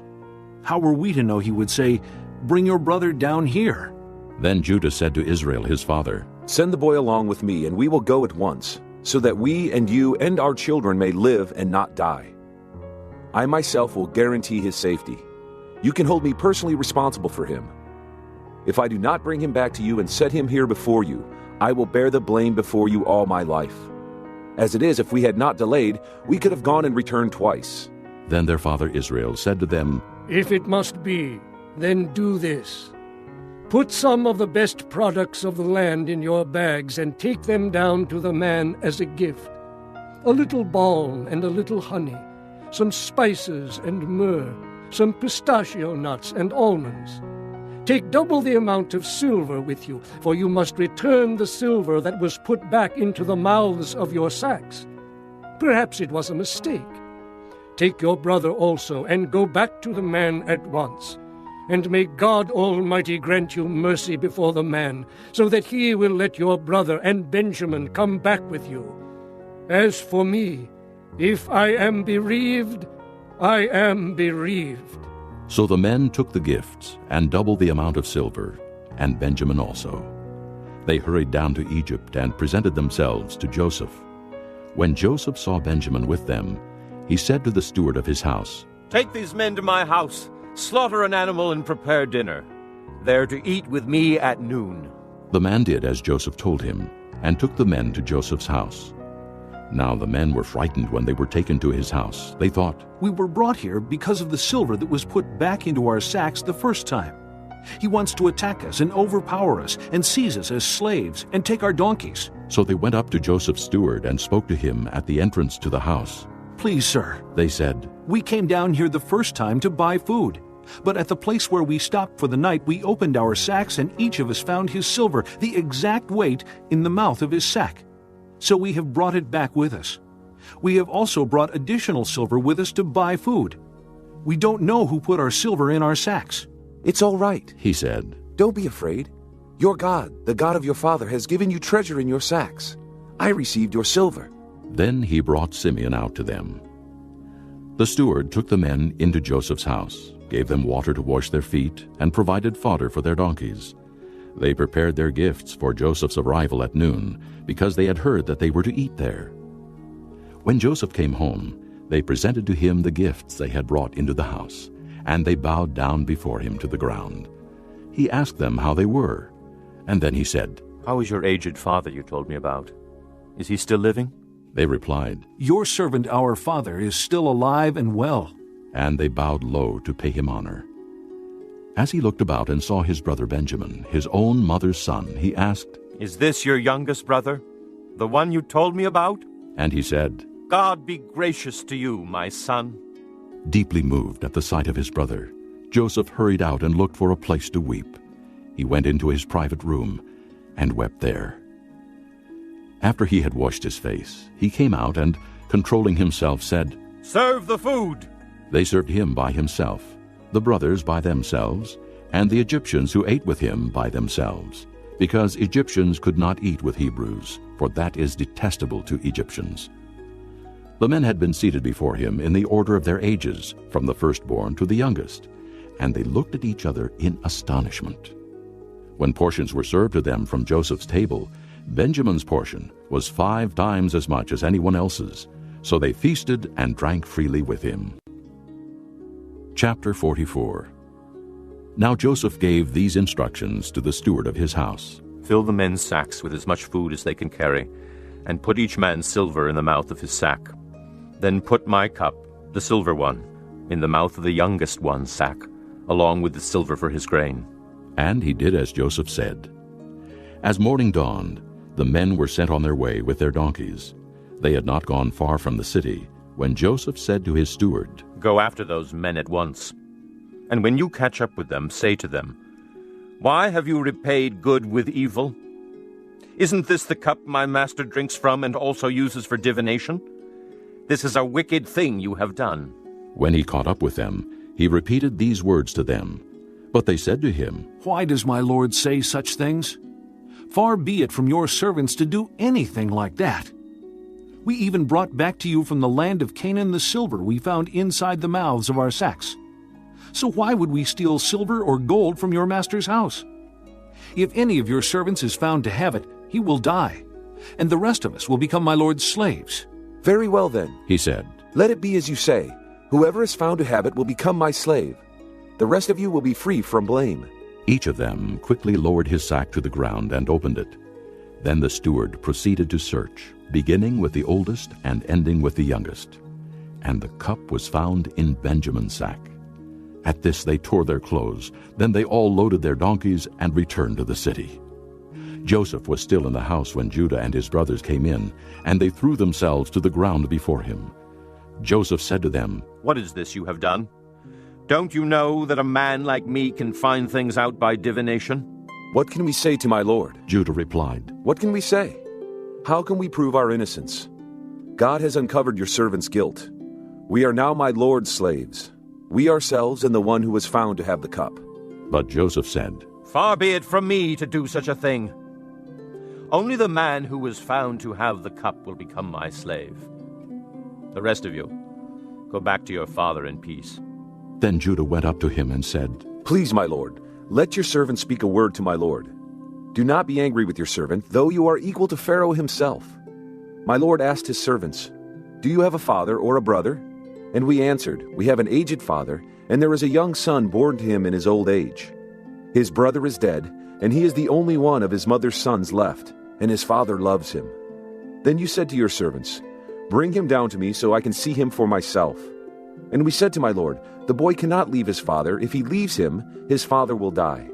But you told your servants, Unless your youngest brother comes down with you, you will not see my face again. When we went back to your servant my father, we told him what my lord had said. Then our father said, Go back and buy a little more food.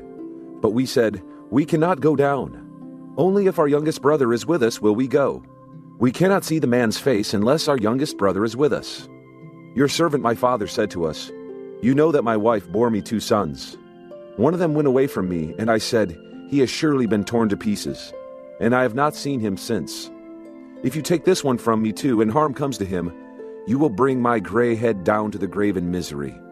So now if the boy is not with us when I go back to your servant my father, and if my father, whose life is closely bound up with the boy's life, sees that the boy isn't there, he will die.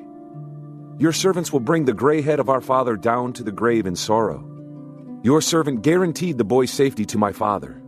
I said, If I do not bring him back to you, I will bear the blame before you, my father, all my life.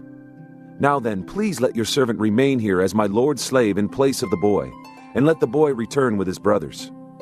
How can I go back to my father if the boy is not with me? No, do not let me see the misery that would come upon my father. Chapter 45. Then Joseph could no longer control himself before all his attendants, and he cried out, Have everyone leave my presence! So there was no one with Joseph when he made himself known to his brothers. And he wept so loudly that the Egyptians heard him, and Pharaoh's household heard about it. Joseph said to his brothers, I am Joseph. Is my father still living? But his brothers were not able to answer him, because they were terrified at his presence. Then Joseph said to his brothers, Come close to me. When they had done so, he said, I am your brother Joseph, the one you sold into Egypt. And now, do not be distressed, and do not be angry with yourselves for selling me here, because it was to save lives that God sent me ahead of you. For 2 years now there has been famine in the land, and for the next 5 years there will not be plowing and reaping. But God sent me ahead of you to preserve for you a remnant on earth and to save your lives by a great deliverance. So then, it was not you who sent me here, but God. He made me father to Pharaoh, lord of his entire household and ruler of all Egypt. Now, hurry back to my father and say to him, 'This is what your son Joseph says. God has made me lord of all Egypt. Come down to me, don't delay. You shall live in the region of Goshen and be near me, you, your children and grandchildren, your flocks and herds, and all you have. I will provide for you there, because 5 years of famine are still to come. Otherwise you and your household and all who belong to you will become destitute. You can see for yourselves, and so can my brother Benjamin, that it is really I who am speaking to you. Tell my father about all the honor accorded me in Egypt, and about everything you have seen, and bring my father down here quickly.' Then he threw his arms around his brother Benjamin and wept. And Benjamin embraced him weeping, and he kissed all his brothers and wept over them. Afterward, his brothers talked with him. When the news reached Pharaoh's palace that Joseph's brothers had come, Pharaoh and all his officials were pleased. Pharaoh said to Joseph, 'Tell your brothers, do this. Load your animals and return to the land of Canaan, and bring your father and your families back to me. I will give you the best of the land of Egypt, and you can enjoy the fat of the land. You are also directed to tell them, do this.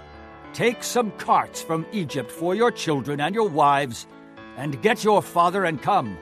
Never mind about your belongings, because the best of all Egypt will be yours.' So the sons of Israel did this. Joseph gave them carts, as Pharaoh had commanded, and he also gave them provisions for their journey. To each of them he gave new clothing, but to Benjamin he gave 300 shekels of silver and 5 sets of clothes. And this is what he sent to his father: 10 donkeys loaded with the best things of Egypt, and 10 female donkeys loaded with grain and bread and other provisions for his journey. Then he sent his brothers away, and as they were leaving he said to them, 'Don't quarrel on the way.' So they went up out of Egypt and came to their father Jacob in the land of Canaan. They told him, 'Joseph is alive. In fact, he is ruler of all Egypt.' Jacob was stunned. He did not believe them. But when they told him everything Joseph had said to them, and when he saw the carts Joseph had sent to carry him back, the spirit of their father Jacob revived. And Israel said, 'I am convinced. My son Joseph is still alive. I will go and see him before I die.'" Chapter 46. So Israel set out with all that was his, and when he reached Beersheba, he offered sacrifices to the God of his father Isaac. And God spoke to Israel in a vision at night and said, "Jacob, Jacob." "Here I am," he replied. "I am God, the God of your father." He said, "Do not be afraid to go down to Egypt, for I will make you into a great nation there. I will go down to Egypt with you, and I will surely bring you back again, and Joseph's own hand will close your eyes." Then Jacob left Beersheba, and Israel's sons took their father Jacob and their children and their wives in the carts that Pharaoh had sent to transport him. They also took with them their livestock and the possessions they had acquired in Canaan. And Jacob and all his offspring went to Egypt. He took with him to Egypt his sons and grandsons and his daughters and granddaughters, all his offspring. These are the names of the sons of Israel, Jacob and his descendants, who went to Egypt. Reuben, the firstborn of Jacob. The sons of Reuben, Hanok, Payul, Hezron, and Carmi. The sons of Simeon, Jemuel, Jamin, Ohad, Jachin, Zohar, and Shaul, the son of a Canaanite woman. The sons of Levi, Gershon, Kohath, and Merari. The sons of Judah, Onan, Shelah, Perez, and Zerah. But and Onan had died in the land of Canaan. The sons of Perez, Hezron, and Hamul. The sons of Issachar, Tola, Puah, Jashub, and Shimron. The sons of Zebulun, Sirid, Elon, and Jaleel. These were the sons Leah bore to Jacob in Paddan Aram, besides his daughter Dinah. These sons and daughters of his were 33 in all. The sons of Gad, Zephon, Haggi, Shunai, Esbon, Eri, Eridai, and Areli. The sons of Asher, Imnah, Ishva, Ishvi, and Beriah. Their sister was Sirah. The sons of Beriah, Heber and Malchiel. These were the children born to Jacob by Zilpah, whom Laban had given to his daughter Leah, 16 in all. The sons of Jacob's wife Rachel, Joseph and Benjamin. In Egypt, Manasseh and Ephraim were born to Joseph by Asenath, daughter of Potipherah, priest of On. The sons of Benjamin, Bela, Becher, Ashbel, Jerah, Naaman, Ehi, Rosh, Muppim, Huppim, and Ard. These were the sons of Rachel, who were born to Jacob, 14 in all. The son of Dan, Hushim. The sons of Naphtali, Jaziel, Guni, Jezer, and Shillem. These were the sons born to Jacob by Bilhah, whom Laban had given to his daughter Rachel, 7 in all. All those who went to Egypt with Jacob, those who were his direct descendants, not counting his sons' wives, numbered 66 persons. With the 2 sons who had been born to Joseph in Egypt, the members of Jacob's family which went to Egypt were 70 in all. Now Jacob sent Judah ahead of him to Joseph to get directions to Goshen. When they arrived in the region of Goshen, Joseph had his chariot made ready and went to Goshen to meet his father Israel. As soon as Joseph appeared before him, he threw his arms around his father and wept for a long time. Israel said to Joseph, "Now I am ready to die, since I have seen for myself that you are still alive." Then Joseph said to his brothers and to his father's household, I will go up and speak to Pharaoh and will say to him, My brothers and my father's household who are living in the land of Canaan have come to me. The men are shepherds, they tend livestock, and they have brought along their flocks and herds and everything they own. When Pharaoh calls you in and asks, What is your occupation? You should answer, Your servants have tended livestock from our boyhood on, just as our fathers did. Then you will be allowed to settle in the region of Goshen, for all shepherds are detestable to the Egyptians. Chapter 47. Joseph went and told Pharaoh, My father and brothers, with their flocks and herds and everything they own, have come from the land of Canaan and are now in Goshen. He chose 5 of his brothers and presented them before Pharaoh. Pharaoh asked the brothers, What is your occupation? Your servants are shepherds. They replied to Pharaoh, Just as our fathers were. They also said to him, We have come to live here a while, because the famine is severe in Canaan, and your servants' flocks have no pasture. So now, please let your servants settle in Goshen. Pharaoh said to Joseph, Your father and your brothers have come to you, and the land of Egypt is before you. Settle your father and your brothers in the best part of the land. Let them live in Goshen, and if you know of any among them with special ability, put them in charge of my own livestock. Then Joseph brought his father Jacob in and presented him before Pharaoh. After Jacob blessed Pharaoh, Pharaoh asked him, How old are you? And Jacob said to Pharaoh, The years of my pilgrimage are 130. My years have been few and difficult, and they do not equal the years of the pilgrimage of my fathers. Then Jacob blessed Pharaoh and went out from his presence. So Joseph settled his father and his brothers in Egypt, and gave them property in the best part of the land, the district of Ramesses, as Pharaoh directed. Joseph also provided his father and his brothers and all his father's household with food, according to the number of their children. There was no food, however, in the whole region, because the famine was severe. Both Egypt and Canaan wasted away because of the famine. Joseph collected all the money that was to be found in Egypt and Canaan in payment for the grain they were buying, and he brought it to Pharaoh's palace. When the money of the people of Egypt and Canaan was gone, all Egypt came to Joseph and said, Give us food. Why should we die before your eyes? Our money is used up. Then bring your livestock, said Joseph. I will sell you food in exchange for your livestock, since your money is gone. So they brought their livestock to Joseph, and he gave them food in exchange for their horses, their sheep and goats, their cattle and donkeys. And he brought them through that year with food in exchange for all their livestock. When that year was over, They came to him the following year and said, "We cannot hide from our lord the fact that since our money is gone and our livestock belongs to you, there is nothing left for our lord except our bodies and our land. Why should we perish before your eyes, we and our land as well? Buy us and our land in exchange for food, and we with our land will be in bondage to Pharaoh. Give us seed so that we may live and not die, and that the land may not become desolate." So Joseph bought all the land in Egypt for Pharaoh. The Egyptians, one and all, sold their fields because the famine was too severe for them. The land became Pharaoh's, and Joseph reduced the people to servitude, from one end of Egypt to the other.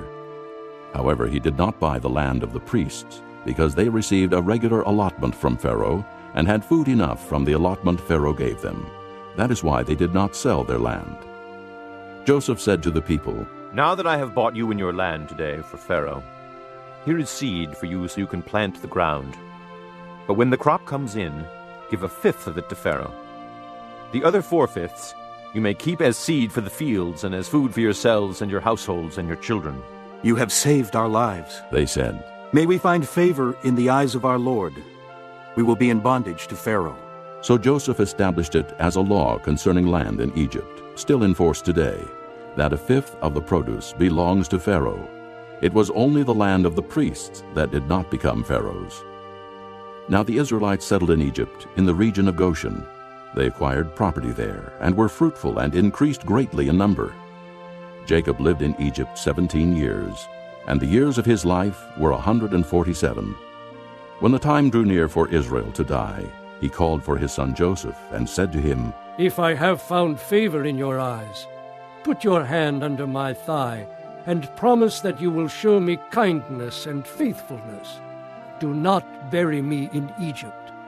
But when I rest with my fathers, carry me out of Egypt, and bury me where they are buried." "I will do as you say," he said. "Swear to me," he said. Then Joseph swore to him, and Israel worshipped as he leaned on the top of his staff. Chapter 48. Sometime later, Joseph was told, "Your father is ill." So he took his 2 sons, Manasseh and Ephraim, along with him. When Jacob was told, "Your son Joseph has come to you," Israel rallied his strength and sat up on the bed. Jacob said to Joseph, "God Almighty appeared to me at Luz in the land of Canaan. And there he blessed me and said to me, 'I am going to make you fruitful and will increase your numbers. I will make you a community of peoples, and I will give this land as an everlasting possession to your descendants after you. Now then, your 2 sons born to you in Egypt before I came to you here will be reckoned as mine. Ephraim and Manasseh will be mine, just as Reuben and Simeon are mine. Any children born to you after them will be yours. In the territory they inherit they will be reckoned under the names of their brothers. As I was returning from Paddan, to my sorrow Rachel died in the land of Canaan, while we were still on the way, a little distance from Ephrath. So I buried her there beside the road to Ephrath." That is Bethlehem. When Israel saw the sons of Joseph, he asked, "Who are these?" "They are the sons God has given me here," Joseph said to his father. Then Israel said, "Bring them to me so I may bless them." Now Israel's eyes were failing because of old age, and he could hardly see. So Joseph brought his sons close to him, and his father kissed them and embraced them. Israel said to Joseph, "I never expected to see your face again, and now God has allowed me to see your children too." Then Joseph removed them from Israel's knees and bowed down with his face to the ground. And Joseph took both of them, Ephraim on his right toward Israel's left hand, and Manasseh on his left toward Israel's right hand, and brought them close to him. But Israel reached out his right hand and put it on Ephraim's head, though he was the younger. And crossing his arms, he put his left hand on Manasseh's head, even though Manasseh was the firstborn. Then he blessed Joseph and said, "May the God before whom my fathers Abraham and Isaac walked, the God who has been my shepherd all my life to this day, the angel who has delivered me from all harm. May he bless these boys. May they be called by my name, and the names of my fathers Abraham and Isaac, and may they increase greatly upon the earth. When Joseph saw his father placing his right hand on Ephraim's head, he was displeased. So he took hold of his father's hand to move it from Ephraim's head to Manasseh's head. Joseph said to him, No, my father. This one is the firstborn. Put your right hand on his head. But his father refused and said, I know, my son, I know. He too will become a people, and he too will become great. Nevertheless, his younger brother will be greater than he, and his descendants will become a group of nations. He blessed them that day and said, In your name will Israel pronounce this blessing. May God make you like Ephraim and Manasseh. So he put Ephraim ahead of Manasseh. Then Israel said to Joseph, I am about to die, but God will be with you and take you back to the land of your fathers. And to you, as one who is over your brothers, I give the ridge of land I took from the Amorites with my sword and my bow. Chapter 49. Then Jacob called for his sons and said, Gather around so I can tell you what will happen to you in days to come. Assemble and listen, sons of Jacob. Listen to your father Israel. Reuben, you are my firstborn, my might, the first sign of my strength, excelling in honor, excelling in power. Turbulent as the waters, you will no longer excel, for you went up onto your father's bed, onto my couch, and defiled it. Simeon and Levi are brothers. Their swords are weapons of violence. Let me not enter their council. Let me not join their assembly, for they have killed men in their anger, and hamstrung oxen as they please. Cursed be their anger, so fierce, and their fury so cruel. I will scatter them in Jacob, and disperse them in Israel. Judah, your brothers will praise you. Your hand will be on the neck of your enemies. Your father's sons will bow down to you. You are a lion's cub, O Judah. You return from the prey, my son. Like a lion he crouches and lies down. Like a lioness, who dares to arouse him?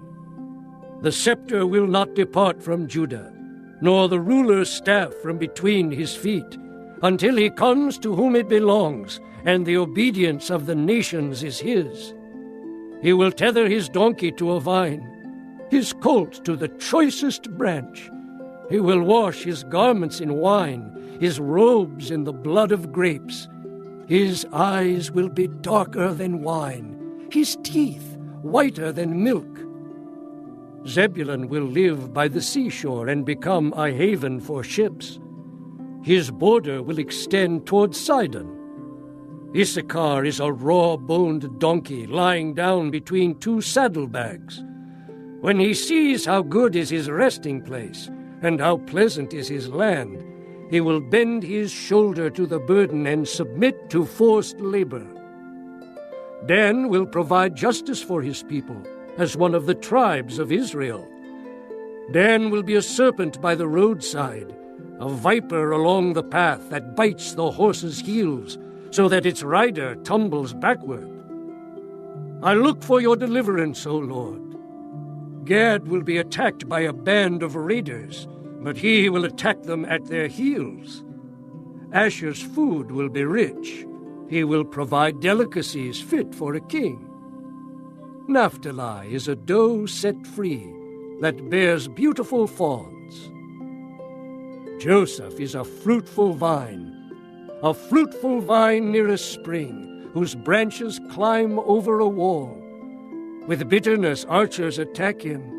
They shot at him with hostility. But his bow remained steady. His strong arm stayed limber, because of the hand of the mighty one of Jacob, because of the shepherd, the rock of Israel.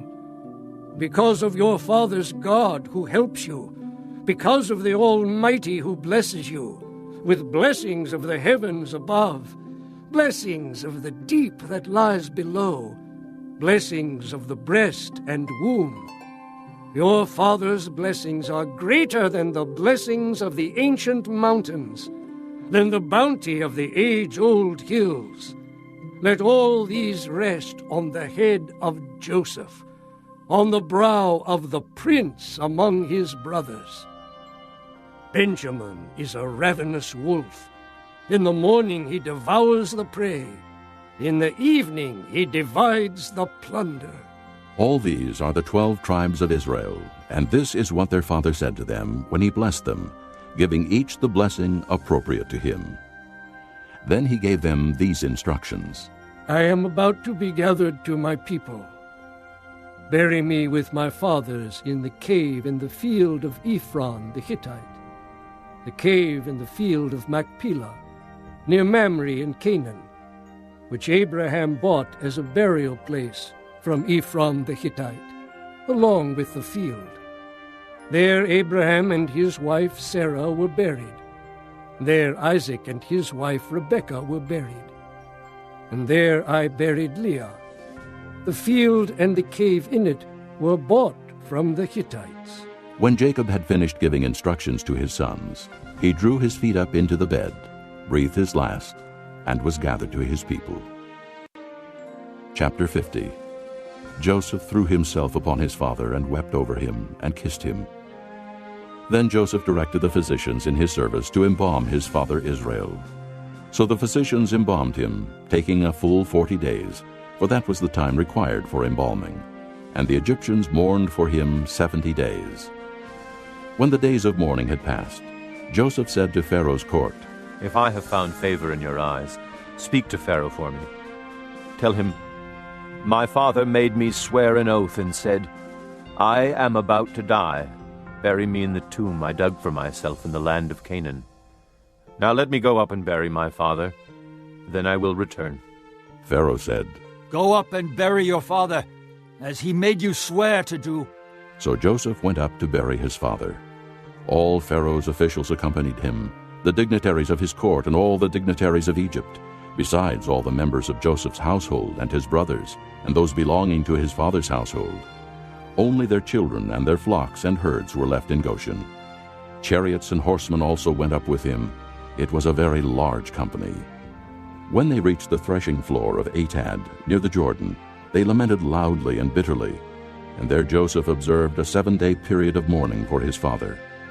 When the Canaanites who lived there saw the mourning at the threshing floor of Atad, they said, The Egyptians are holding a solemn ceremony of mourning. That is why that place near the Jordan is called Abel-Mizraim. So Jacob's sons did as he had commanded them. They carried him to the land of Canaan and buried him in the cave in the field of Machpelah near Mamre, which Abraham had bought as a burial place from Ephron the Hittite, along with the field. After burying his father, Joseph returned to Egypt, together with his brothers and all the others who had gone with him to bury his father. When Joseph's brothers saw that their father was dead, they said, What if Joseph holds a grudge against us and pays us back for all the wrongs we did to him? So they sent word to Joseph, saying, Your father left these instructions before he died.